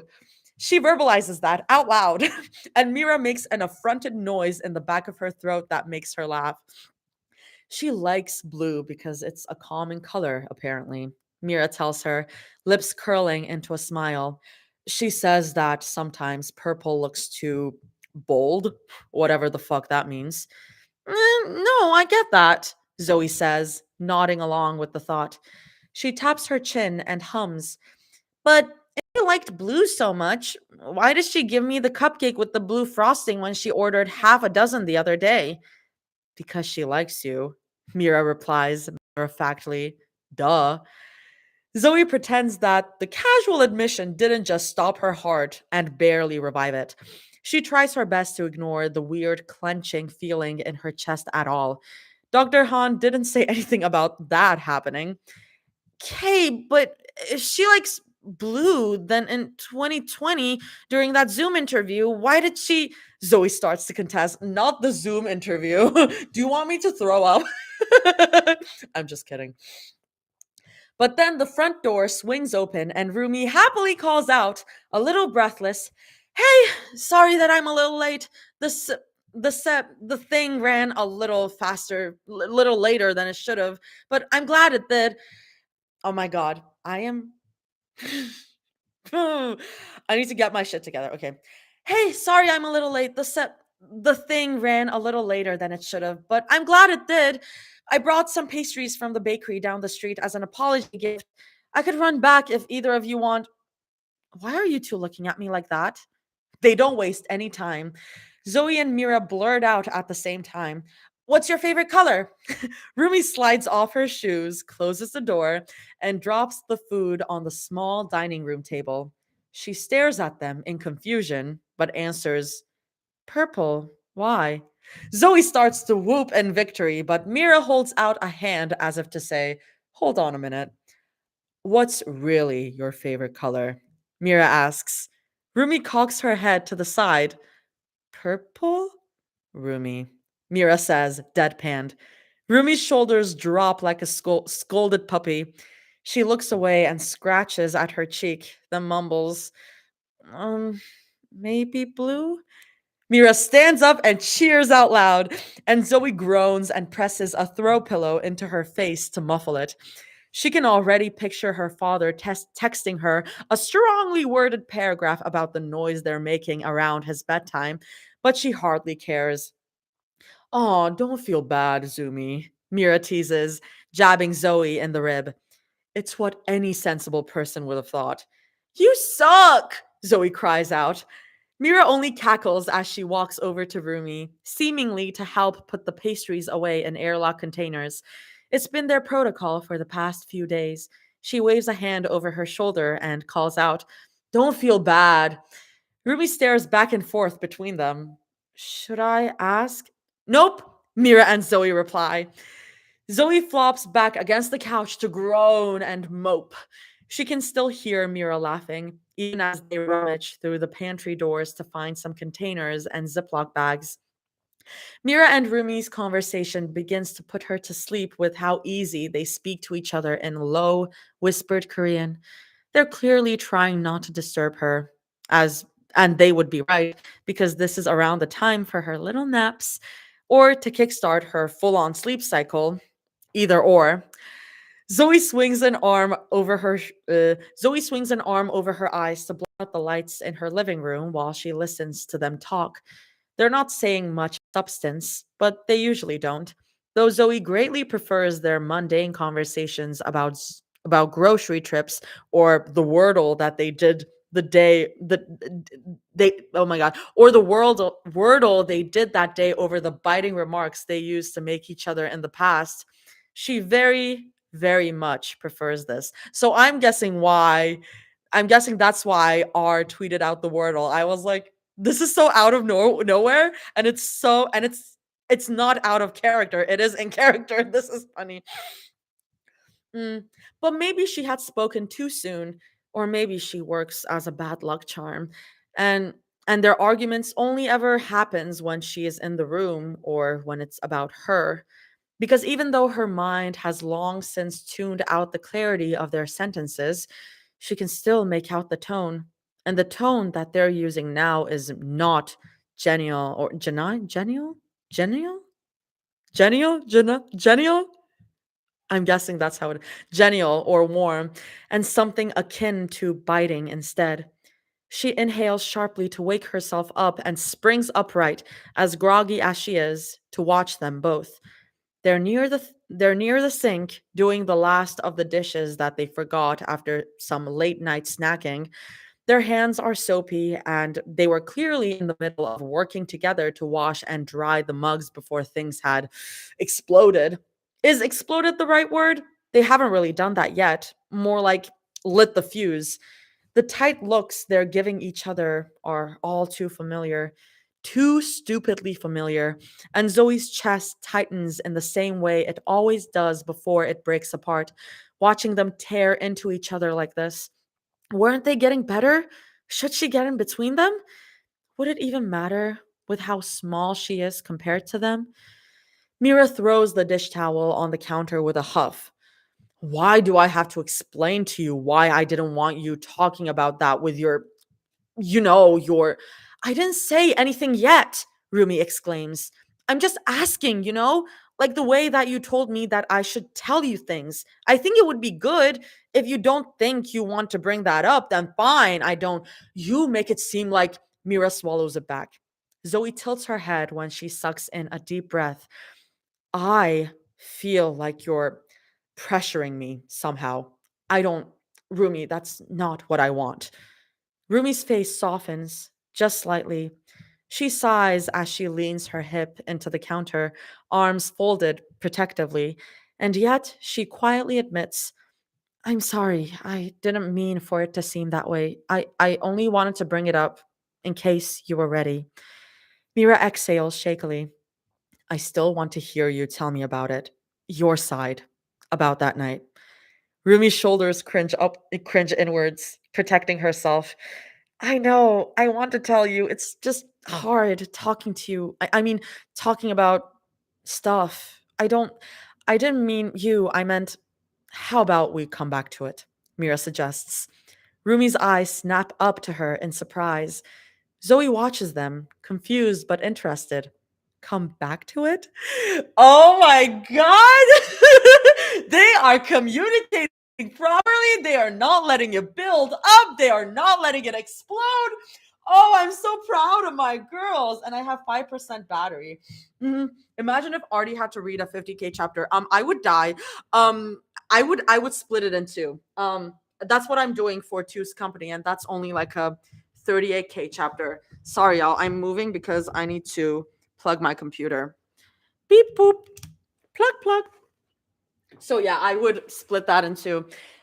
Anyways, they're communicating. Ye fucking huh. 38K, holy shit. Yeah.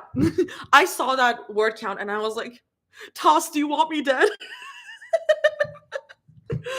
God. I watched so for Two's company, back in the summer, I used to do like announcement TikToks for my lives, being like, oh, I'm going live in like 30 minutes. Join me if you'd like. And one of those lives was like, so this is a shorter chapter. It's 4,000 words. And I'm like, God, I miss 4,000 word chapters. I knew it was a lot, but damn. Yeah, I saw the email notification. It was fun, but long. Yeah. Oh, yeah. Oh, I remember. Oh, the days. Oh, the days. Okay, where are we? Come back to it? Mira shrugs and folds her arms over her chest, mirroring Rumi's stance. Yeah, tomorrow after dinner. Will that give you enough time to cool off? I know it would for me. I. Rumi's tongue pokes around in her cheek. Then she gives a tentative nod. Can we do it before dinner? I don't want a queasy stomach. Mira teases, and Rumi snorts. Fine by me. Great. Rumi sucks in a deep breath. I mean, not great, but better. Thank thank you. Yeah, Mira mumbles. The tension between them has popped like a small balloon, a noise, but barely. Nothing like the loud pops of their other arguments. Yeah, of course. A short pause in which Zoe holds her breath, waiting for the other shoe to drop. But all Mira adds is, thanks for telling me. I appreciate it. Rumi nods as she rubs her other forearm, a weak, relieved smile on her face, then hands her back the dish towel. Mira passes along her dad's used bowl. And then they're back to drying mugs. Huh! Zoe watches the backs of their heads as if to will them to turn around and look at her. They never do. They're talking about picking up Ratchet and Clank as their new game to play to wind down, since Zoe had recommended it to them both, seemingly, and humming a pop song under their breaths. The two of them have vented enough times for Zoe to know the gist of how they approach arguments. Rumi, who likes to avoid the hard topics, and Mira, who likes to push until she gets an answer. And when she's given an answer she doesn't like, Mira is the one to draw away as punishment to them both. And Rumi has been trained to expect it, to become a tougher nut to crack as a result. A vicious cycle, and Ouroboros. Ouroboros? Ouroboros. But tonight, they seem to miss putting the tail in their mouths. Who knows how many times they've already done that while she was in a coma or when she had her back turned. Who knows how many times they didn't need her anymore. But Zoe swallows the medicinal bitterness in her mouth and sucks in a deep breath before she smiles big and wide at them. Do you guys feel like a rom-com tonight or a horror movie? She calls out to them. Or a horror rom-com special. Her girls both laugh. Neither of them seem to carry any ill will, and that's all Zoe wanted to hear.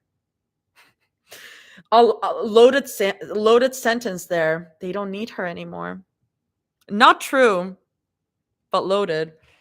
Water time, because that's line break. So many references in this chapter. Water.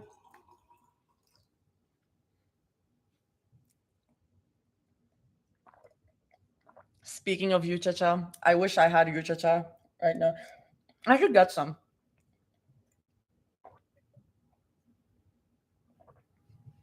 Zoe, they both love you. Trust me. They do. They do. Okay. I'm just like checking the comments.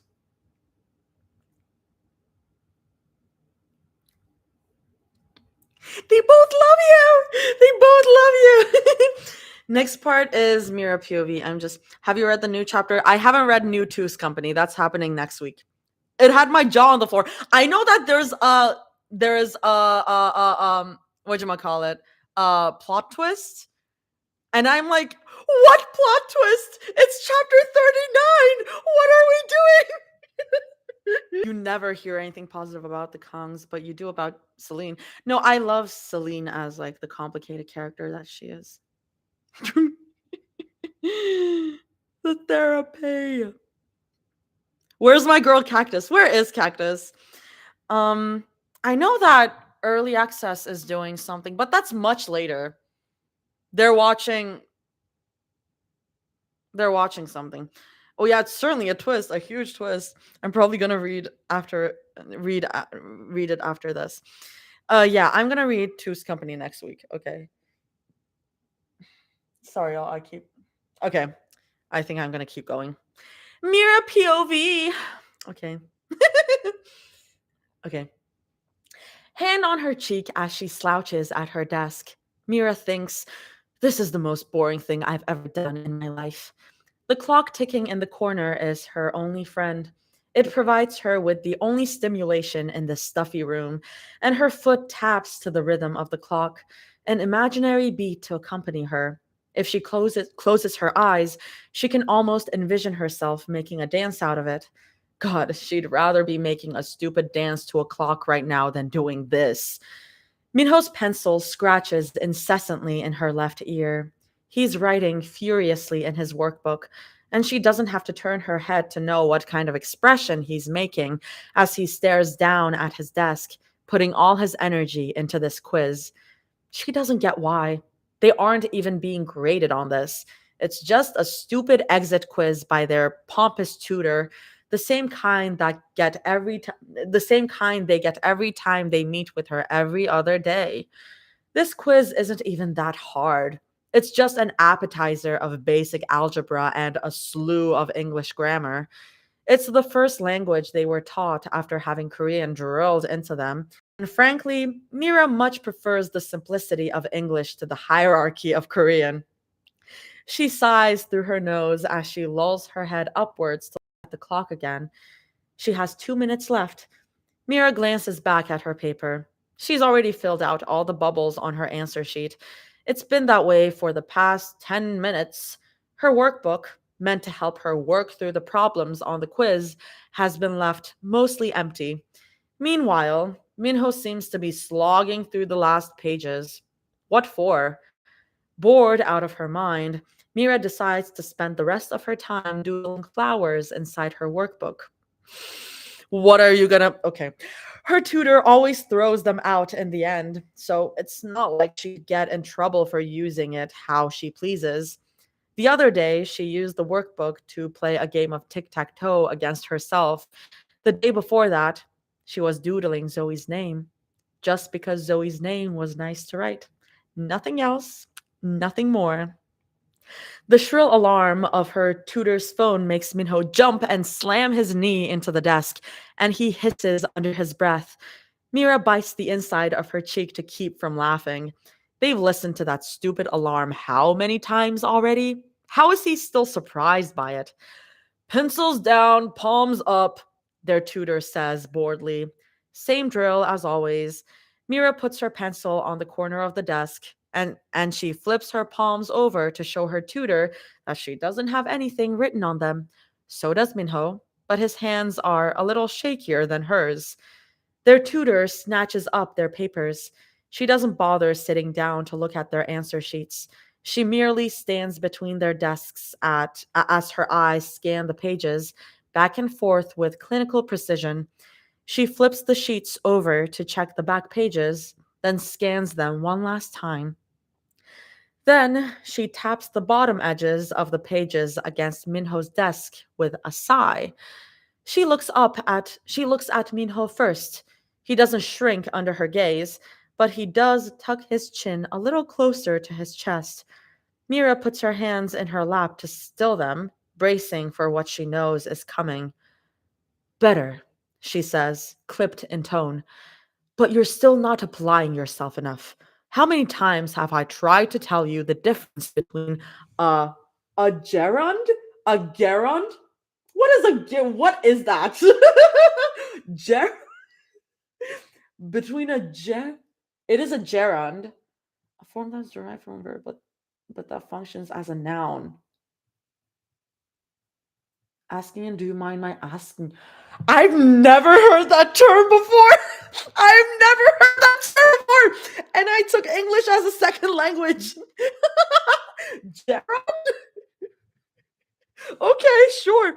Um, how many times have I tried to tell you the difference between a gerund and a participle?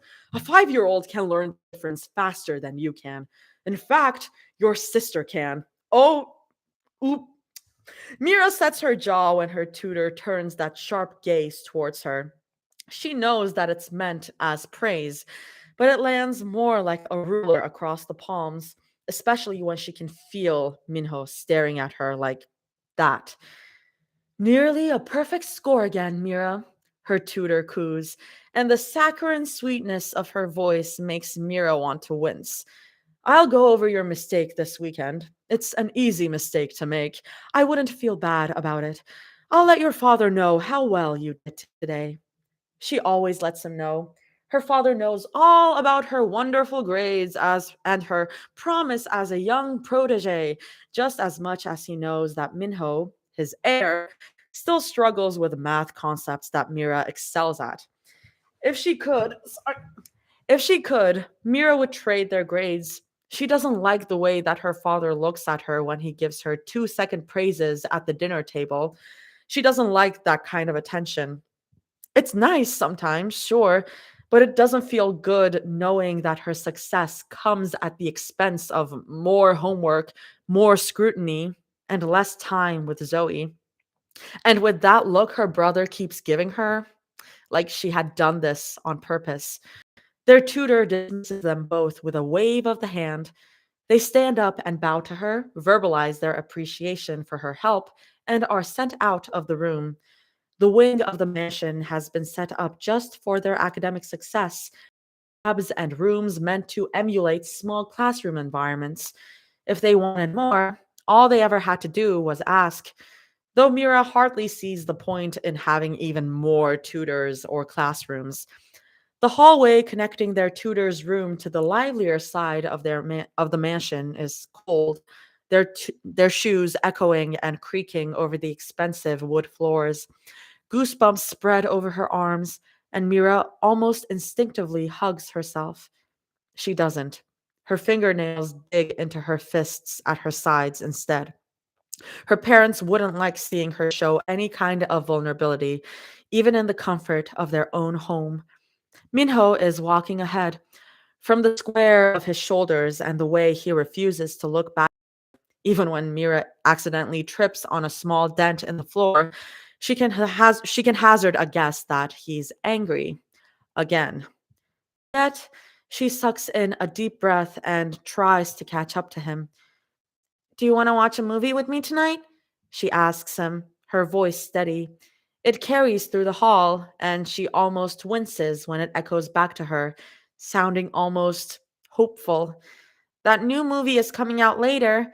I can ask the chauffeur to take us.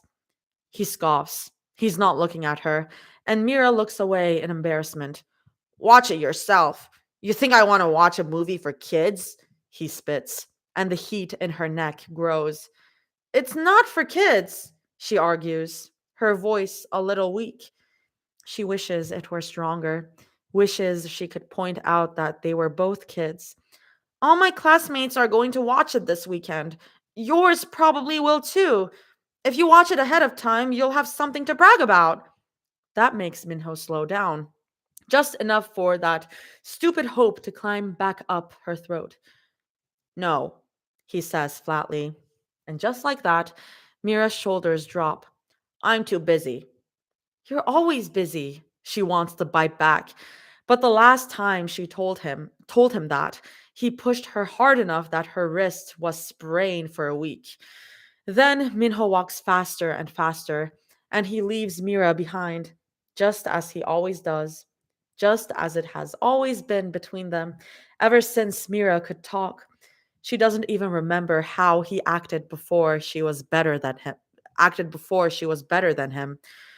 Her mother told her that Minho used to hold her as a baby, that the wonder in his eyes made her feel like they could take over the company together and make it stronger. Maybe she'd been stuck in some kind of psychosis when she imagined that. Mira has never known Minho to be anything other than cold and jealous. She bites down on the tip of her tongue, hard. The stupid tears are springing back to her eyes. She's 8 years old. There's no reason for her to cry just because her brother doesn't want to hang out with her anymore. She doesn't need her brother. You're 8 years old. Oh, Mira still remembers when her father had seen her crying during the first weeks of their joint tutorship when she was 6. How his tone, for once, sharpened into something more than his typically flat cadence, and how he said, From now on, your brother will be your enemy or your subordinate. It's your choice what you want him to become.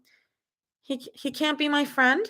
She had so naively asked. No, her father answered. If you don't learn to look down, you will always be the one below, Mira. Friends are the ones you can look straight in the eye. No one will ever be that for you. Mira follows her brother to the end of the hallway where they split. Minho to find their father and redeem himself by poring over business ledgers, and Mira towards the living room to cool off with a movie. There's no point in watching the movie alone in a theater. She could if she wanted to, but she's a little afraid of being in a dark theater by herself, childish as that is. An attendant gives her a short bow just before she enters the living room. Mira slows. The look on the attendant's face makes her a little curious. "Oh, oh, what happened?" she asks, undemanding, so unlike how her family always asks the people who work in their house. Mira sees no pressure. Oh my god. Mira sees no need to pressure them. "Your friend arrived 10 minutes ago," the attendant tells her lightly. Mira tries to school her features, but the attendant gives her a small, knowing smile. "She insisted she should wait outside for you, but we let her in. I hope that's okay." It's more than okay. If she found out that they had made her friend wait outside like a dog, she would have thrown a fit. Especially if it had still been raining like it was that morning.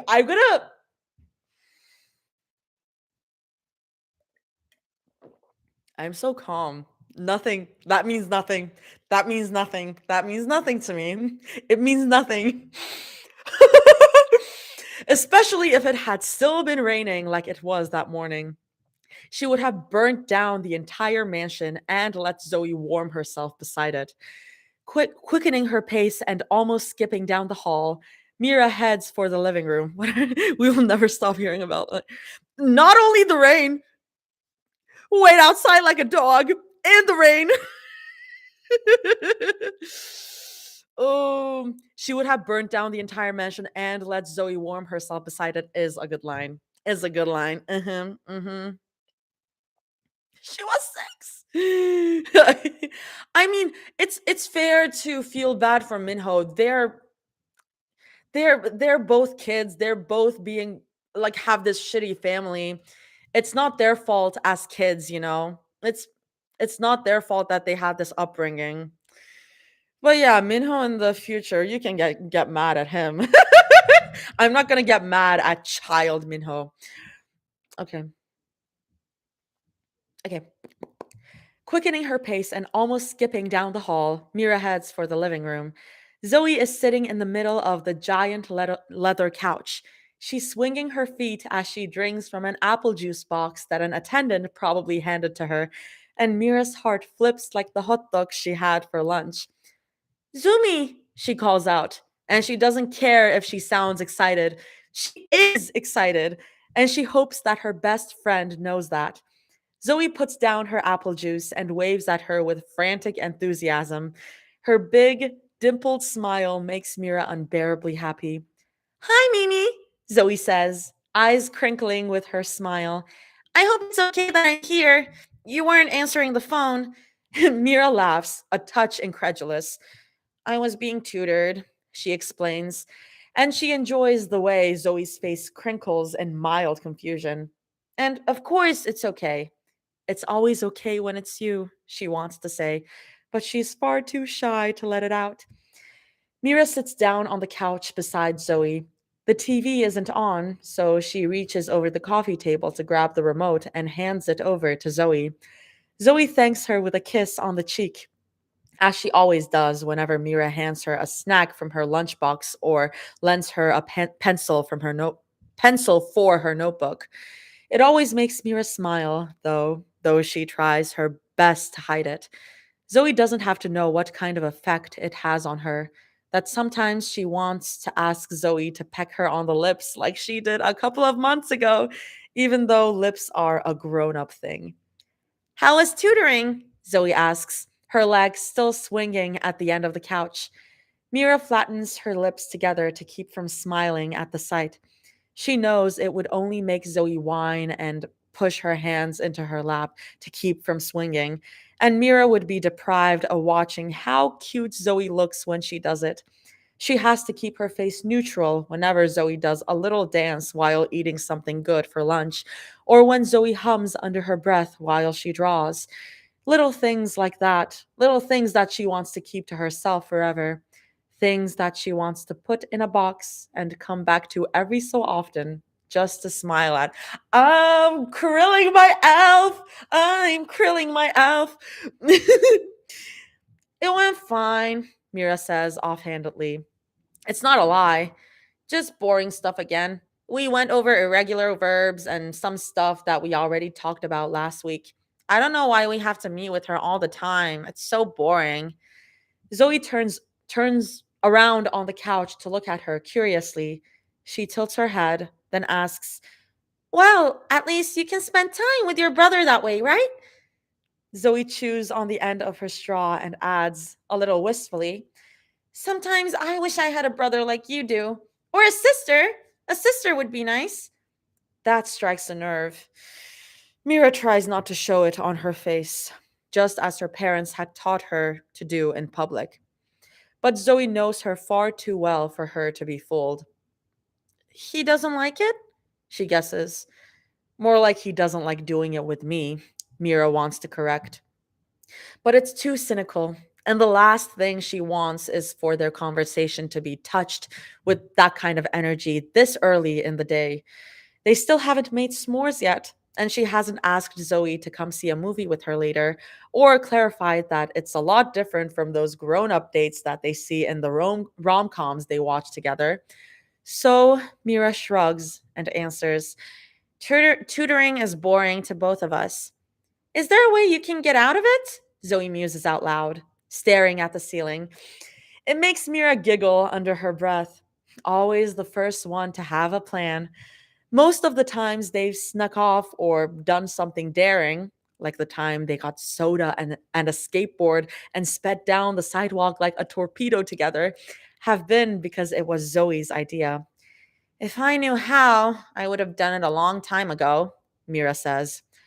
"Are you doing good at English tutoring?" Zoe asks in childish English. "Duh," she replies. She jokingly adds, "Who do you think I am?" Also, well, I'm gonna throw up. I'm gonna throw up. Oh my god. Awesome. Awesome. Nothing matters. Zoe whines at the correction. "I don't have tutors like you. "I know," Mira answers smartly, and she leans over to take a sip of Zoe's apple juice. Smacking her lips, she adds, "Since you don't have my English tutors, I can just pass my knowledge on to you. Like how you taught me how to pirate that movie on your mom's computer that one time." She sees no point in pirating things if she could just wave her hand and get them, but the thrill of snatching it up on the internet had been well worth it to watch that movie together in Zoe's house. Zoe bobs her head in agreement, tilts her head in thought once more, then comments, "My dad's been trying to teach me how to speak better English because he has work in America. Have you ever been to America?" "A few times," Mira admits. "Do you want to go to America?" Zoe wrinkles her nose and shakes her head.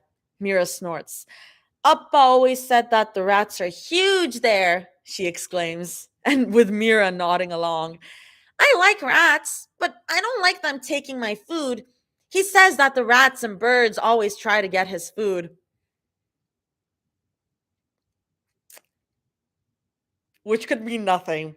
Which could mean nothing. Which could mean nothing.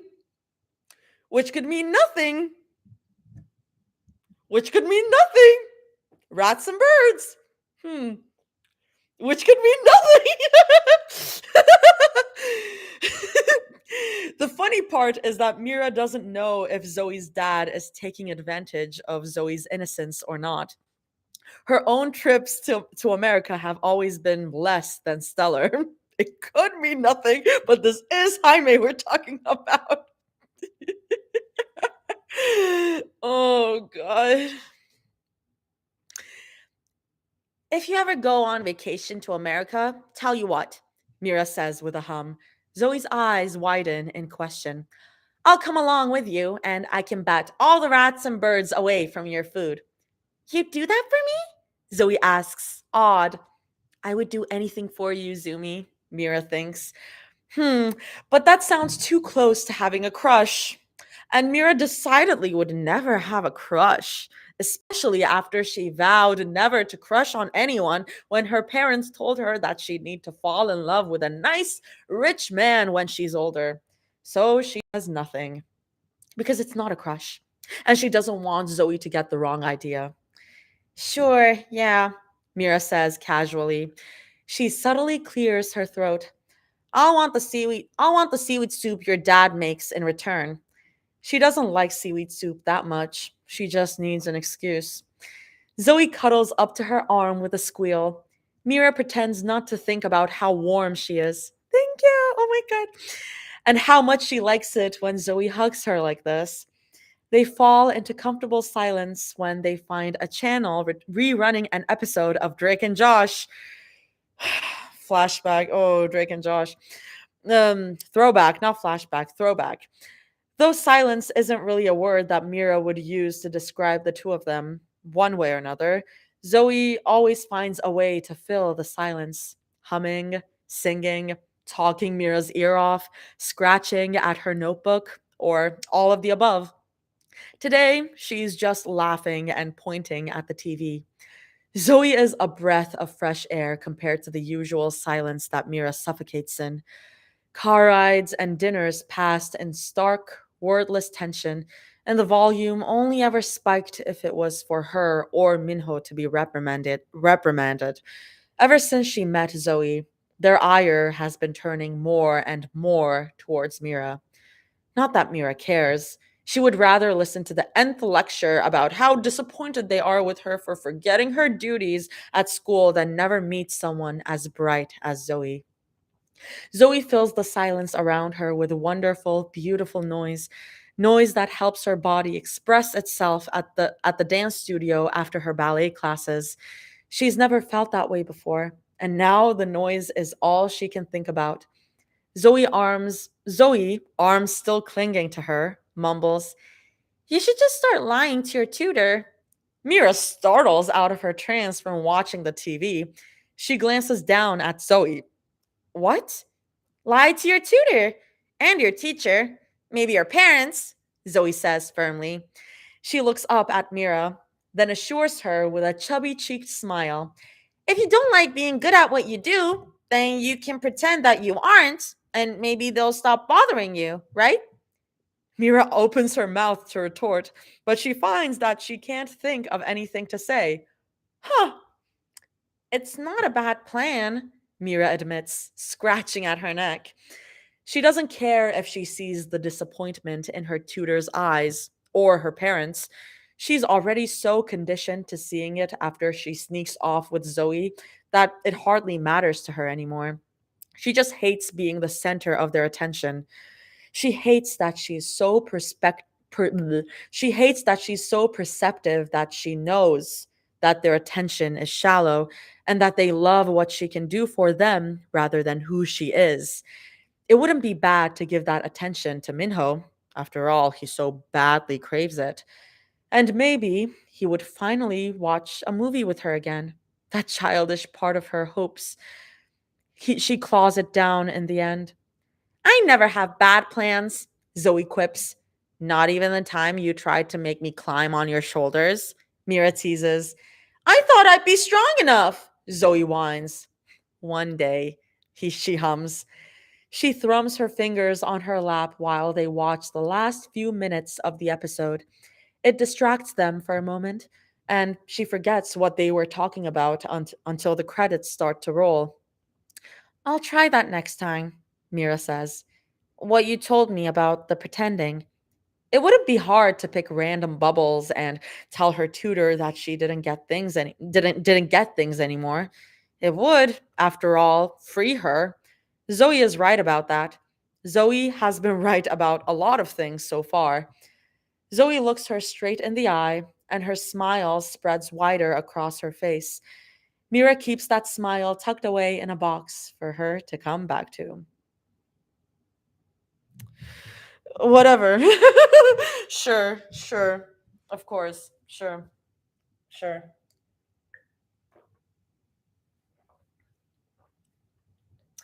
Line break. What are y'all saying? I didn't read chapter 19 yet. Oops, have a good night. Oh my god, mom. You should catch up. That's good. Jaime loves red herrings as much as he loves parallels and foreshadowing. Yup, yup, yup. I am like rat and bird. I feel like Jaime had said something about It not being a rodent? I don't remember though. Because rat is a very it's a very popular theory. This wasn't even that good crying over this. I'm not getting over the rat numbers. It's fine. We're totally fine.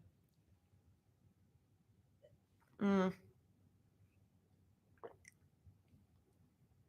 What's the evidence that random coincidences exist in this fic again? Mm. Yeah, I don't remember. I should go back to his Twitter and like I feel like that was a straw page answer. I don't know. Oh my god, my butt is also falling asleep. Ah! It sounds familiar, but I can't think of why. I don't know. I'll probably end up looking. We shall see. We shall see. If it gets revealed and oh shit, what's happening? Oh shit, what's happening? Oh my god.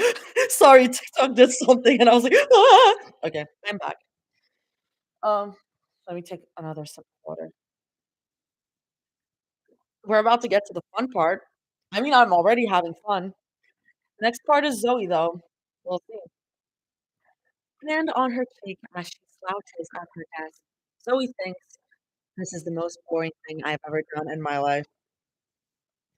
There's nothing to be more in this life than filling out paperwork for college. Yippee!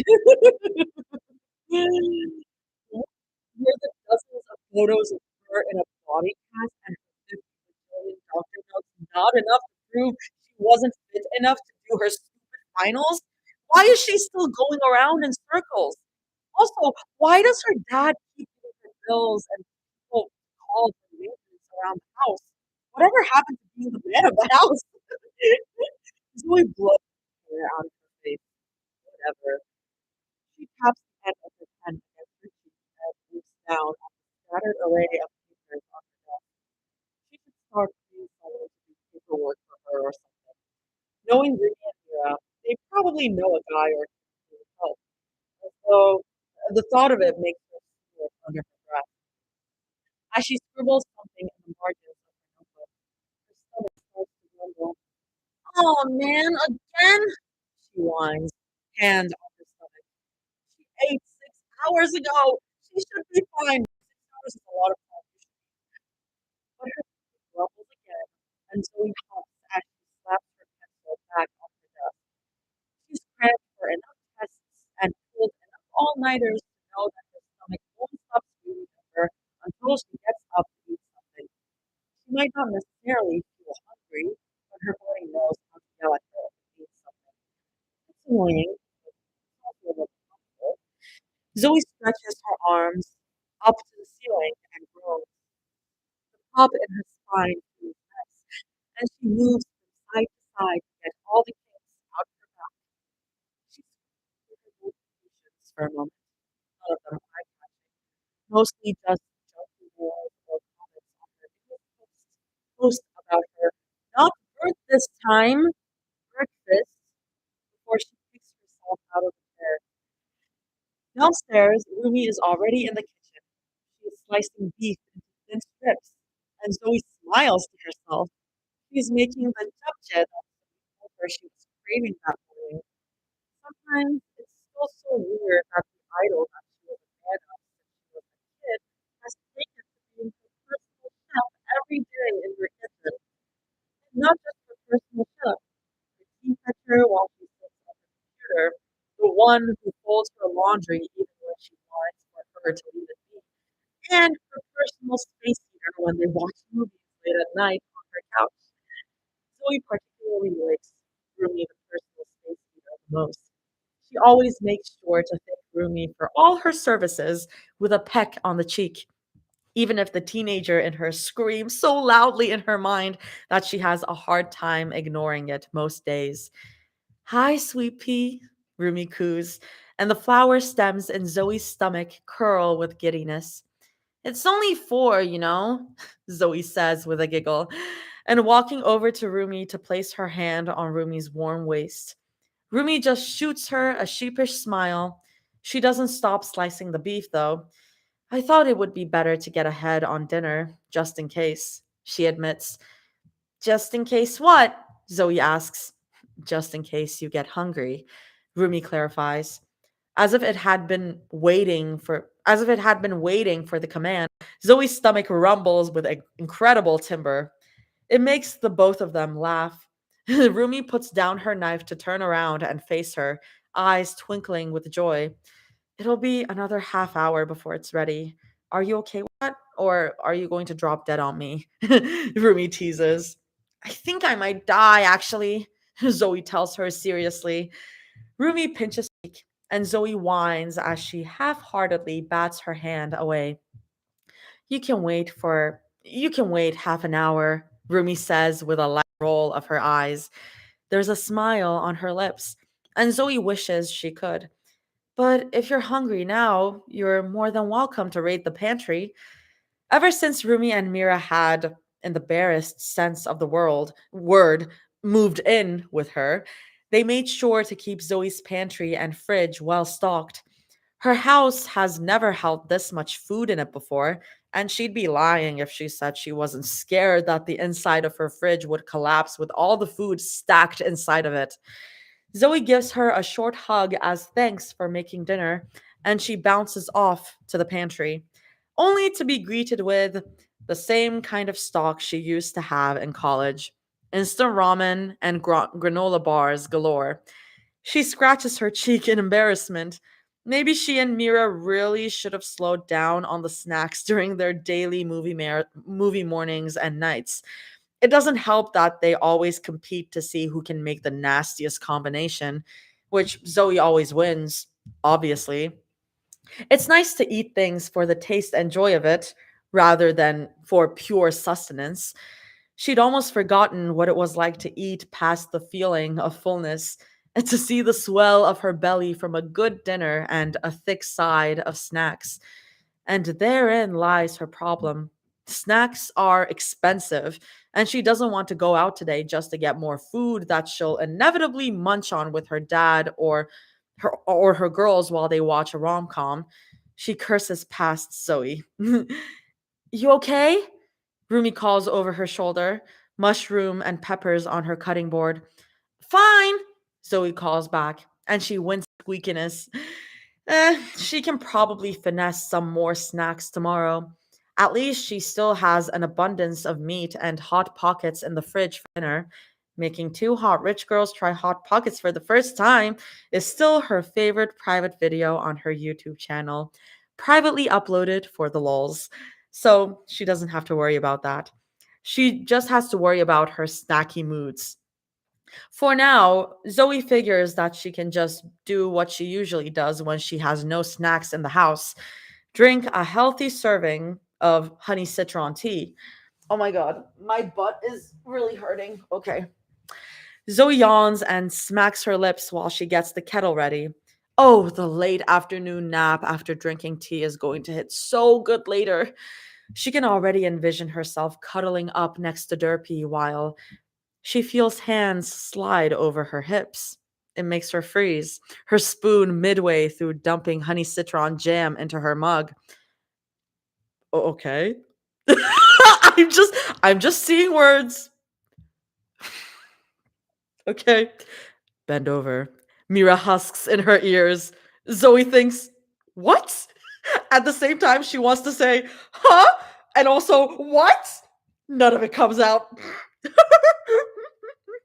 Her spoon clatters into her mug, though she doesn't have time to wince at that as she whips her head over her shoulder to look at Mira with open mouthed, wide eyed confusion. Because one, what? And two, how far did she want her to bend over? Because Zoe's pretty good at being flex. Mira tilts her head in confusion, hands still on Zoe's hips. She raises her eyebrow, then her eyes slide over the top of Zoe's head. She jerks her chin towards the cabinet door. You're going to hit your head if I open that, Mira muses. You don't have to say bend over. You can say duck. You can say duck.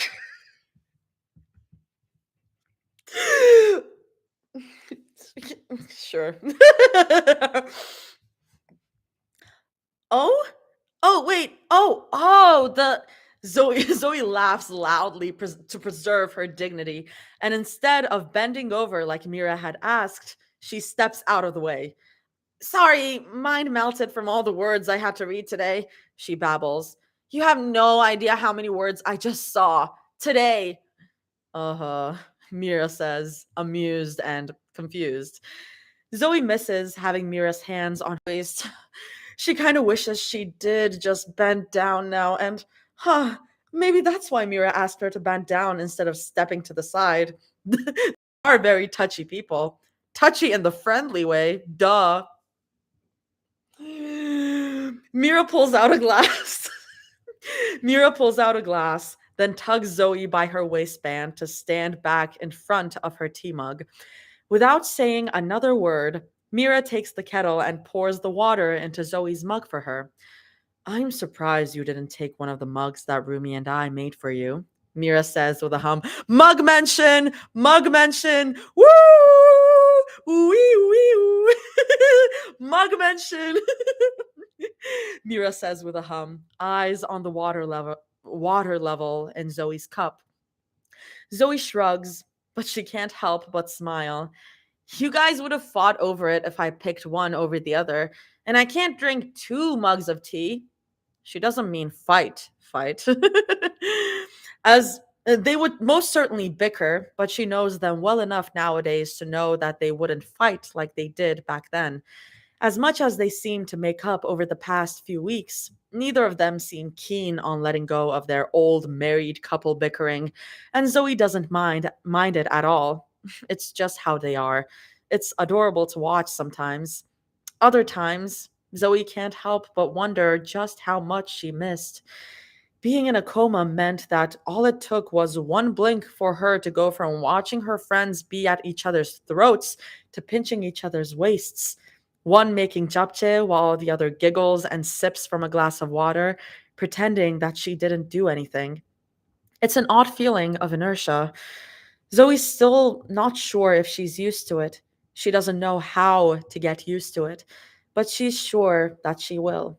She's sure that she'll stop feeling like she's lodged in the way between them once her head clears of all the brain fog. Zoe sips at her tea by the counter.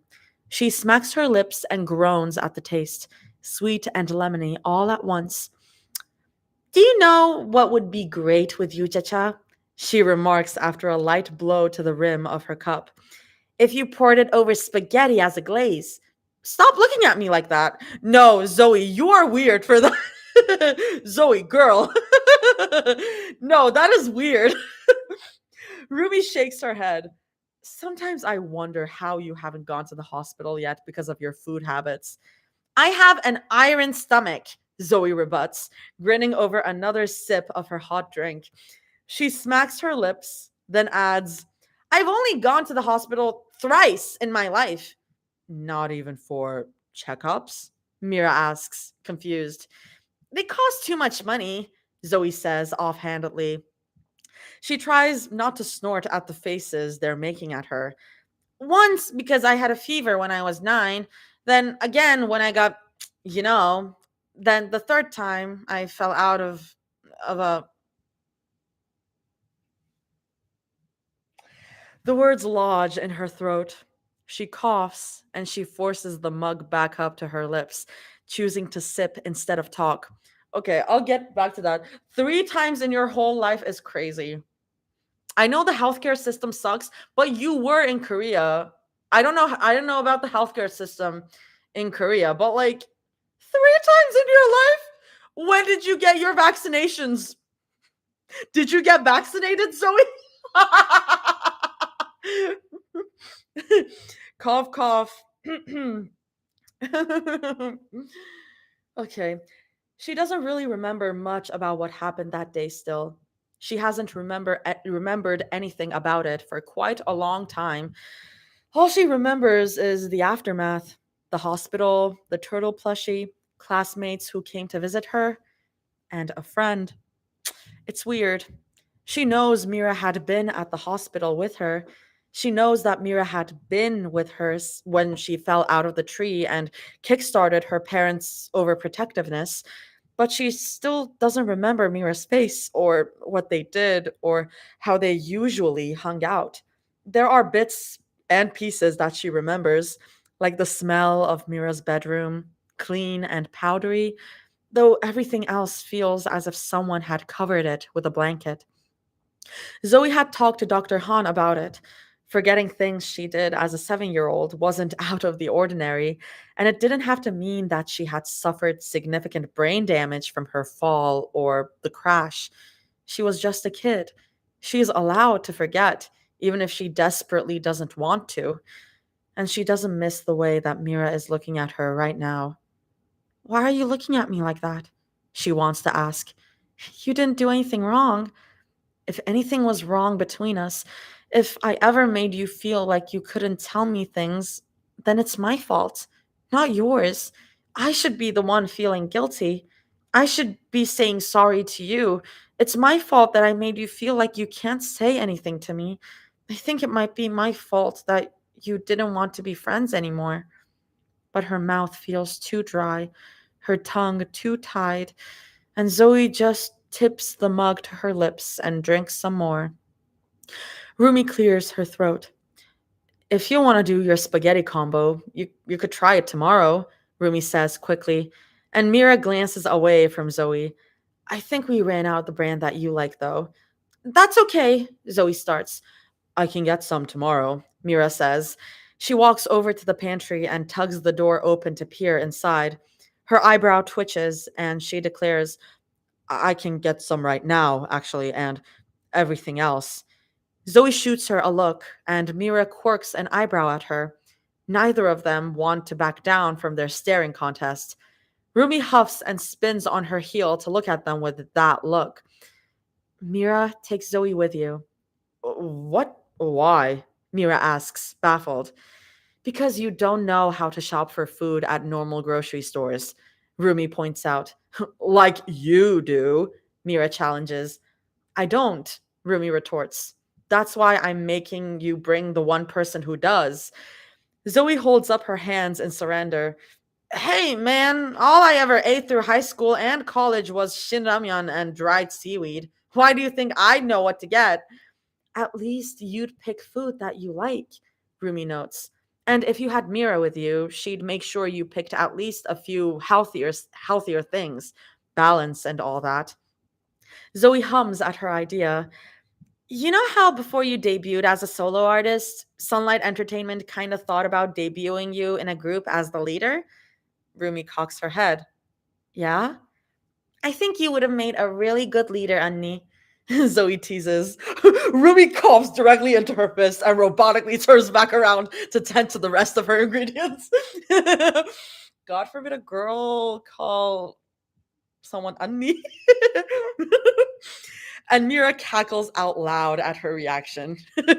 Nice going, Zoom. Mira snickers.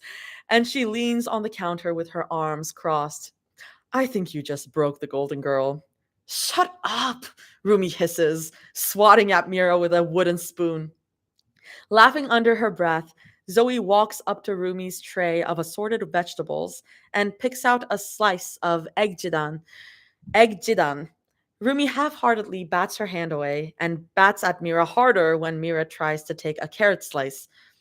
Unni, that hurt, Mira whines in a high-pitched tone, clearly meant to piss Rumi off. But oh my god, this is so funny. Okay, but Rumi just ducks her head and flushes a deeper shade of pink, and Zoe can't stop giggling as she sips the remainder of her tea. Annie, can I take a carrot? Zoe whines in the same pitch as Mira's. Yeah, Annie, can we? Mira teases. Both of you, get out of my kitchen. Rumi swats at them, though she misses. I'm trying to make dinner. Your kitchen? Zoe asks, affronted. Oh, wow, Nuna. Rumi squeaks, and Mira snorts so loudly that she has to slap her hand over her mouth. Talk about a hostile takeover. Oh my god. Rumi groans, looking up at the ceiling. Hey, I'm not judging, Zoe tells her quickly. though she can't help but mirror the same grin plastered on Mira's face. A mommy kink isn't the craziest thing I've heard someone. I do not have a fucking mommy kink, Rumi shouts, knife clattering as she looks at Zoe in complete horror. Mira looks up at the corner of the ceiling, jaw working in thought and arms still folded. Well, finish that sentence and see where this knife ends up, Rumi says flatly. Whoa, whoa. Let's not joke about stabbing Mira, okay? Let's not joke about stabbing Mira here. Let's not joke about that. Let's not joke about that. Let's maybe not do that. Mira, run. Mira, you're not safe. Oh god. I'm gonna look at the comments real quick and then I'll be back. I'll also sip a little of my and the side. The mugger was Rumi. They're such brats. Oh, Callus here? I've been summoned. Oh, I've been summoned. Oh yeah, of course you'd come where they're talking about the mommy kink.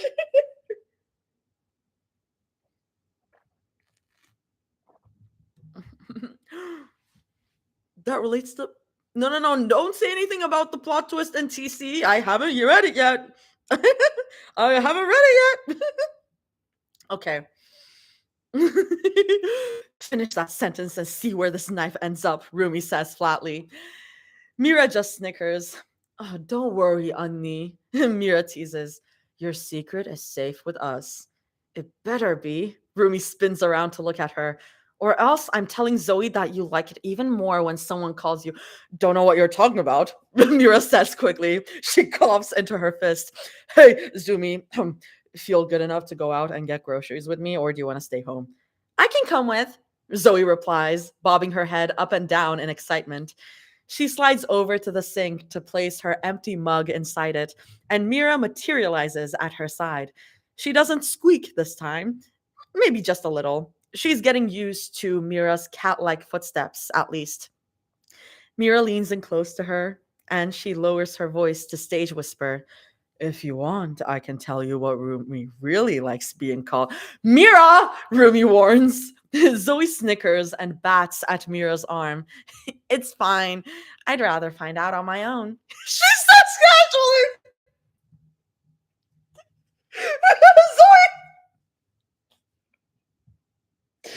Zoe! Rumi turns in confusion. What do you. Besides, Zoe continues, tilting her head at Mira with a smile. Didn't you say you'd tell me a secret whenever you'd have one? Mira's inhale is audible. I know you'll tell me if I ever get too curious, so it's no biggie. She means it as a tease. A little jokey joke, if you will.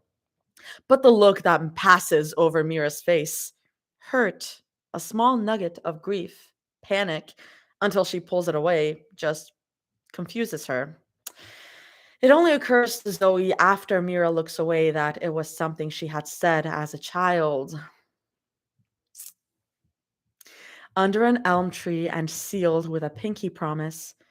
Back then, she'd been so adamant about believing that pinky promises tied people together for life. And hey, it did, okay? All Mira says is, yeah, you know I would, Zumi. Something about the way she says it just hurts. Does she really believe that? The anger and hurt that climb to her throat are fast and hard, like shaken up Mentos in a bottle of Coke. Putting a lid on it would do nothing but make it worse. So she opens her mouth, and Rumi says, Hey, Zoe, can you go upstairs and grab Mira's keys? She left them on the dresser the last time I saw them. It snaps her out of it. She blinks, and she looks at Rumi in silent confusion. Rumi always asks Mira to fetch things for them, or vice versa. Not that she minds, she just notices. Rumi shrugs with a small, apologetic smile. Just gotta ask her something, if that's okay, Rumi tells her. She doesn't sound like she's lying, which is surprising. In a situation like this, Zoe would have never faulted her for trying to lie. Zoe swallows and puts her hands behind her back to squeeze them together. She smiles as best as she can, nods, and chirps. Yeah, sure. She doesn't look at Mira as she leaves, not because she's necessarily angry. Anger has never been her strong suit. It's always been directed at her monitor or her keyboard and never at her girls, but because looking at her best friend would hurt her all over again. It doesn't feel good knowing that Mira didn't want her to know. As harmless as a reason as Zoe knows Mira is probably using to justify this kind of secret, it still doesn't feel good knowing that she's been left out, just like she always is. Zoe hobbles up to the guest room. They only have one spare room, and she offered to vacate her bedroom so that the two of them could have some semblance of privacy in exchange for staying here with her. But they were both quick to shoot down the idea. They were adults, they claimed, and staying in the same room wouldn't cause more than a couple bickers about hair dryer usage and clothing space hawking. Just as she guessed, the guest room is neat. Well, neater than her bedroom is. The closet is full of clothes, nearly divided down the middle for ease, and the two futons pushed together in the corner of the room have blankets neatly made and pillows Zoe screeches to a halt right before she leaves the room, car keys in her hands. She tilts her head at the futons, eyebrows raised. The futons in the guest room were originally pushed to opposite ends. Did they push them together so they could? Zoe, Mira calls from downstairs. Zoe pokes her head out of the door. You okay up there? Do you need me to help you come down? I'm fine, Zoe calls back, and the door clicks shut. Zoe makes her way down the stairs, albeit with her hand in a vice grip on the railing and her tongue sticking out as she concentrates on watching the steps. She has another PT appointment tomorrow to help her with going up and down steps like this, but at least she's doing better than she did the other day. She swears Mira looks a little paler than usual. Mira looks at Zoe and smiles in relief, but she's quick to look away. Zoe's eyes linger on her as she turns away. Mira helps her put on her jacket. It's windy outside, she explains. I don't want you catching a cold or anything. And ties her shoes to save her the trouble of bending down. Zoe makes sure to thank her with a squeeze to the forearm. We'll probably need to stop by a gas station before we go to the store, Mira explains, halfway through putting on a leather jacket. Zoe thinks it looks quite dashing on her, especially since the pure black leather contrasts with the bright colors of the bracelet on her wrist. That's okay, Zoe says, rocking on her heels. That just means I get to spend more time with you. The small smile that Mira gives her makes her heart flutter. How could she ever stay angry at someone like Mira? Gas station? Rumi asks loudly from the kitchen, poking her head out to watch them. Yeah, I was low on gas the last time I left, Mira says with a shrug. She hooks a finger on the heel of her boot, hand braced on the wall. Shouldn't take that long. Closest gas station is only. Oh, I already filled your tank this morning, Rumi says casually. Mira and Zoe stare at her. What? Ruby asks, frowning and glancing behind her like she expects someone to be standing there. Hmm. You can't drive, Mira explains slowly, raising her eyebrows. So, what do you mean you filled my tank? Zoe has a couple of jokes to make about that, but she wisely keeps her mouth shut. Rumi's Rumi's close-lipped smile is sheepish, scratches the underside of her jaw as she answers. So I might have asked my chauffeur to come here and drive it to the gas station. And I was still in the car. I was just in the passenger seat so I could pay for the gas at the till. Did you know someone fills the tank up for you in the city? I tipped the guy for being so helpful. Zoe giggles at the thought of Rumi at a common gas station so she could do something thoughtful. She probably tipped the lucky dude $1,000, and they would have deserved every cent for putting up with her oblivious rich ass. Oh, Mira only says. She coughs into her elbow and mechanically turns around. Uh, thank you. Rumi's pressed lips only curl more at Mira's appreciation, and Zoe flashes her a thumbs up and a grin to encourage it. Mira's car is much different from the car that she used to drive when she took Zoe to class. Instead of a sports car, Mira had opted for a Volvo, something about safety and crash tests, and a light joke about how she should have gone with a Forester because get it, since it's a Subaru and going down on the forest. What? But just like she did in the summer, Mira opens the car door for her and holds her hand to help her inside. And just like she always does when she drives Zoe to her PT appointments and checkups, Mira drives carefully and slowly. She rolls to a slow stop at every intersection and stoplight, and she squeezes Zoe's hand over the center console whenever they run into some traffic. Mira even takes the longer route to avoid getting on the busier roads, and Zoe plays a game of I Spy with her to pass the time. A treehouse near the bend of the road is the first thing she points out. Oh, I wonder where this is going. Oh, I wonder. Zoe rubs her thumb over Mira's cold knuckles while they drive around her city, and she thinks she really wouldn't want to be anywhere else. Zoe jokes about driving them home after their grocery run, and Mira's quick to shut it down. It makes her snicker under her breath. The grocery trip, surprisingly, doesn't take them very long.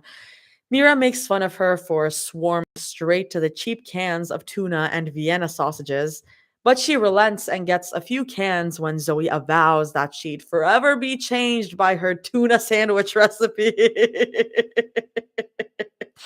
They nearly clear out the entire chip aisle, but they manage to have enough self-restraint to get just a couple. I'm just remembering Dee's post about tuna is a really good source of protein. And you know what? Say that shit. Oh my god, something, they are never beating the allegations. None of them. None of them are beating the allegations. um Mira seems fascinated by all of the Pop Tarts lined up in a single aisle. Zoe tugs her by the hand and shows her to all the cereal mascots and craft dinners. She even recites, "It's great!" when Mira holds up a box of strawberry frosted flakes. She also convinces Mira to help her speed down an aisle with the shopping cart. They get scolded by a security guard when they nearly crash into a pyramid of tomato soup, but they giggle about it when he leaves. Even the most mundane tasks are fun with Mira. It would be more fun if it were with Rumi, too. Maybe she should beg her to come along with them next time. Mira swats her hand away when Zoe tries to help bag her groceries, and again when Zoe tries to pick up the bags to put in the trunk. "You're still on bed rest," Mira scolds, grunting as she lifts two grocery bags. "You're lucky I even asked you to come along with me." "Man, you're so lame," Zoe whines. "Lame enough that you don't want me to grab some hot chocolate for you on the way?" Mira asks, smirking, and Zoe thinks it's so unfairly sexy. Who said who said you were lame? I never said you were lame," Zoe says quickly. It makes Mira laugh as she closes the trunk. As promised, Mira takes them to a drive-through to grab drinks and a small box of donuts. Zoe clamors over her laptop to give her order, and she can feel Mira shaking with laughter the entire time. She has to gently slap Mira's knee to get her to calm down when Mira almost slips. They don't go home right away. Hot drinks are better enjoyed while they're still warm. So Mira parks in a lot and lets Zoe talk her ear off about her latest NG Plus playthrough of Spider-Man 2, about how it's almost impossible to juggle over 14 balls and the physics behind it, and how sometimes she cries about the ending to No Way Home because it reminds her of Mira and Rumi when she's too sleep deprived. How did No Way Home end? I watched No Way Home, but I don't remember anyway. Mira sips at her coffee while Zoe rambles on and on about how hard it is to get a Tetris glitch on the original NES system. Coffees at 5 in the afternoon wouldn't be Zoe's first choice of drink, but she also knows that Mira just works like that, always choosing the unconventional route and making it work for her anyway. Zoe rests her head on Mira's shoulder while she watches the sunset in front of them. The sky is a brilliant shade of medallion gold. The horizon touched with a featherlight score, with the featherlight scores of pink. Zoe hums in approval at the show in front of her while she sips her white hot chocolate. Mira had asked the barista to put a peppermint tea bag in for her, and the kick of it keeps her awake. What's left in the box? Zoe asks, glancing at the donut box between them. She'd taken a poppy seed lemon muffin to munch on, but she's already forgotten what else they ordered. Mira hums in thought, a bagel for me and a honey cruller for Rumi. She always craves them after she eats japchae. Says it helps balance the savoriness. Zoe giggles. It definitely sounds like Rumi. She tilts her head to look up at Mira. You really like doing that, she comments. Mira brings her coffee away from her lips with a frown. Doing what? Getting us things, she clarifies. You got me roses the other day because you said they would look nice on the table. Then you got me a heated blanket yesterday and a matching one for Rumi. So, Mira asks, a little defensive. It's not a bad thing. I think it's cute, Zoe says patiently. Clearly, the woman raised by people who throw riches around like it's nothing would consider gift giving a form of love.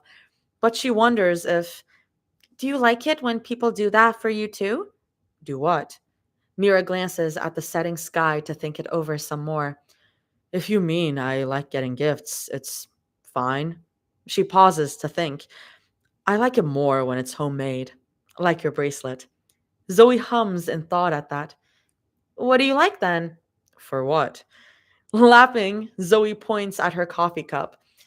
Do you like it when people tell you they like how you make coffee? If they make you coffee, if they buy you coffee, if they sit down and have a coffee with you, or if they hold you like you are right now with your coffee? Mira blinks, owlishly slow. Why is that the most romantic thing anyone has ever said? Wait, I'm gonna read that again. Do you like it when people tell you they like how you make coffee? If they make you coffee, if they buy you coffee, if they sit down and have a coffee with you, or if they hold you like you are right now with your coffee? Like, oh my God, why is that so? It made me just, Mm. Mira blinks, owlishly slow. Oh, I think I learned about this a couple of weeks ago. She muses, almost to herself. Yeah. It makes Zoe giggle. Did you? Like casually asking about love languages? That's so, it's such a cute way to ask too. Like, oh my God. mm. She nods, a little lost in thought. Yeah, it was words of affirmation and physical touch for me. That would make sense. Mira's parents' praise of her is probably few and far between, and Zoe can't see the Kongs ever wanting to pull her in for a hug. Her heart breaks a little at the thought of little Mira looking up at her parents for a good job or a come here and never getting it. And it mends when she remembers Rumi and her notebook while she watches TV, writing only when the couple on the drama show she's watching say sweet, sincere things to each other, taking study notes. Rumi, it seems, has taken notice of Mira's desire to be admired out loud, while still finding a way to do it in the most Rumi way possible. Zoe hasn't been immune to Rumi's constant barrage of compliments recently either, now that she thinks about it. Zoe intertwines their fingers. What's yours? Mira murmurs. The pause that hangs between them makes Zoe think that she has something more to say or add. She doesn't, though, so Zoe shifts in her car seat. I think you know, Zoe mumbles back. Zoe, Mira warns lightly. What? It's true. Zoe doesn't really think she has a favorite. She just likes it when people express how much they love her in any way that they can. She doesn't want to be picky about that. She shouldn't be. Why should she ever be? But before Zoe can tell her just as much, her phone starts to vibrate in her pocket. She pulls it out in time to see Rumi's caller ID, as well as the goofy selfie that Zoe set as her contact photo, and answers. Hi, sweet pea, Rumi gushes. And just like when Zoe had come downstairs, her heart does a small flip. Then Rumi adds, deadpan, Mira. It makes Zoe snicker. It makes Zoe snicker.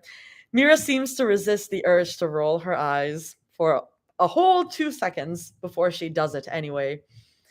Is everything okay back at home base? Zoe asks. Oh, yeah, everything's fine, Rumi babbles. There's some clinking on the other end. Dishes, most likely, before she clears her throat and adds, Your dad just asked me if you two were coming home soon. He doesn't like the thought of either of you driving at night. Neither do I. Oh, does Anni care if we. Mira starts to tease. Don't start with me today. Sorry, don't start with me today, Rumi says flatly. Mira snickers under her breath, but she places her coffee cup in the holder and turns on the car. It rumbles to life beneath them, and Zoe pulls her phone closer to her cheek. We're on the way home now, Zoe informs her happily, and she takes another sip of her hot chocolate. We also got you some snacks. Hope that'll help you forgive us. As long as you two get home safe, Rumi says with a hum. Lucky for you, we're only 15 minutes away, Zoe tells her cheerfully. I'll wait for you by the front door then, Rumi replies, just as eagerly.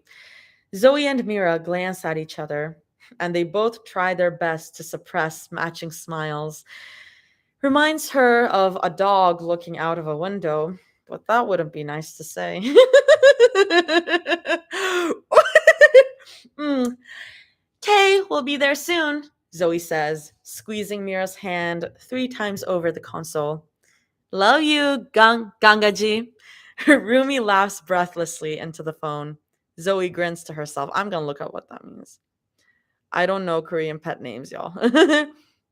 mm. Oh, that's not. Gangaji. Ah!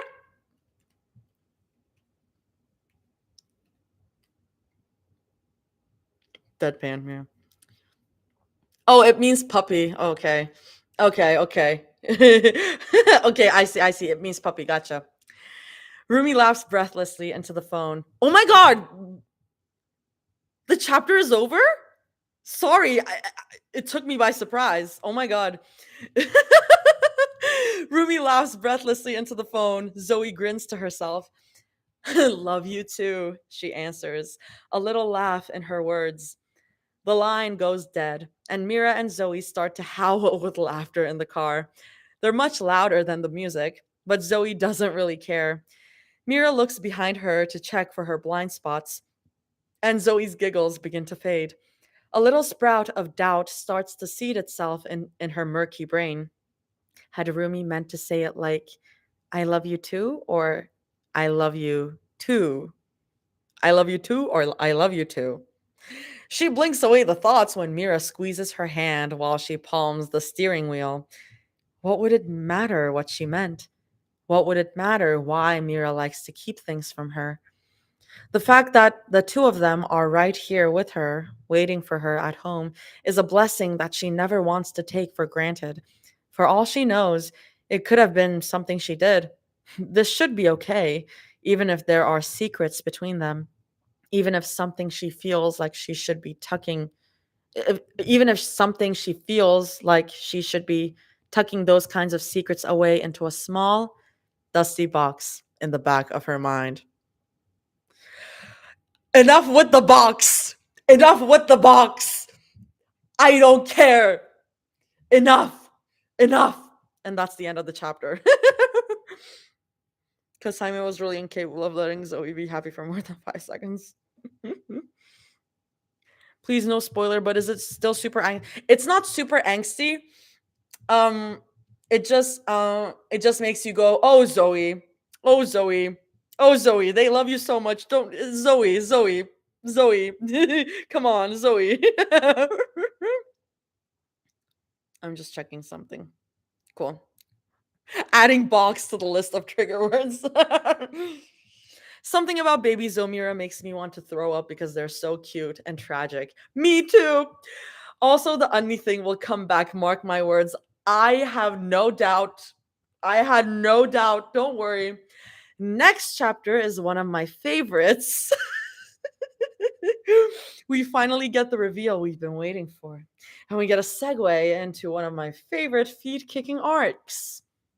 Technically, you already got a snippet last chapter, but I love you. So here, thank you. I'm gonna do snippet. T. Wait, yeah.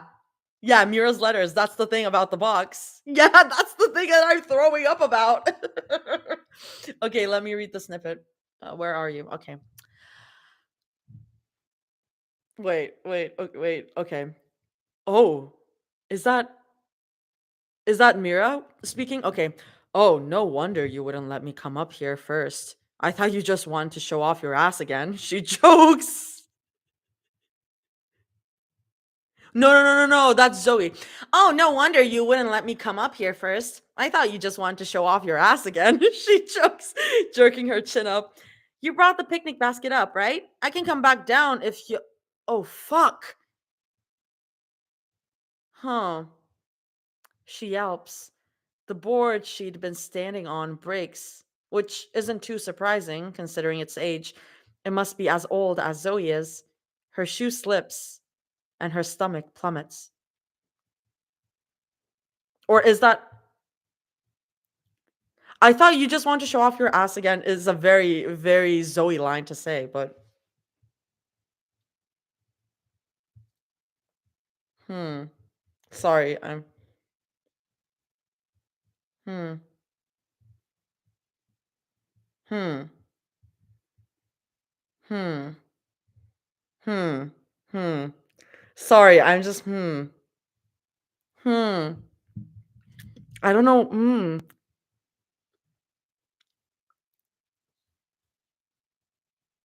Hmm.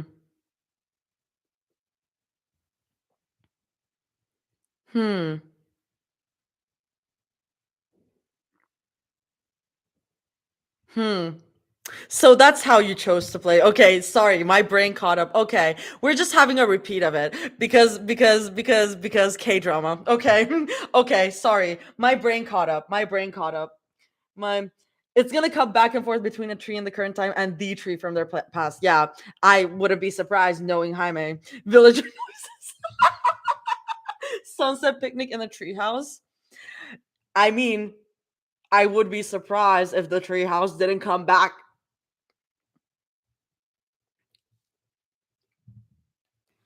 Guess whose cover is linked again? Sorry, I just saw the art. Let's check out the art. Okay. Um okay, come over here. Okay. My best guess is that this is current no, this is definitely current. They're cursing. It's definitely current time. Um yeah. Yeah, Zoe's gonna fall again and it's gonna like trigger something in Mira's.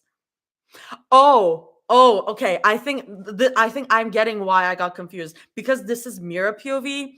Um, I think this is Mira POV, but it's Zoe talking. So okay, I just got confused. Okay, okay. Anyways, famous art era. Nah.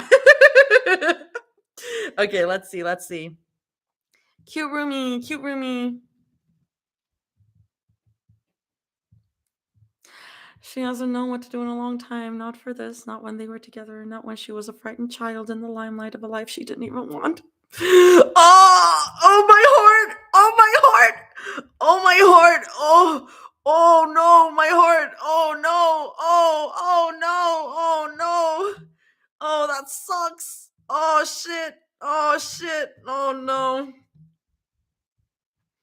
I'll do the cover later. Babies. Oh yeah, I saw the KJ art. Like, oh my god. Ah! Oh my god! I am so normal about them. I'm so normal about them. I told you look pretty like that. Butterflies are too docile. Her thoughts about Zoe make her feel more alive than anything else. Ah! KJ needs to be locked up. Oh, KJ New Year's. New Year's not. Okay. Anyone want to listen to my cover up for the record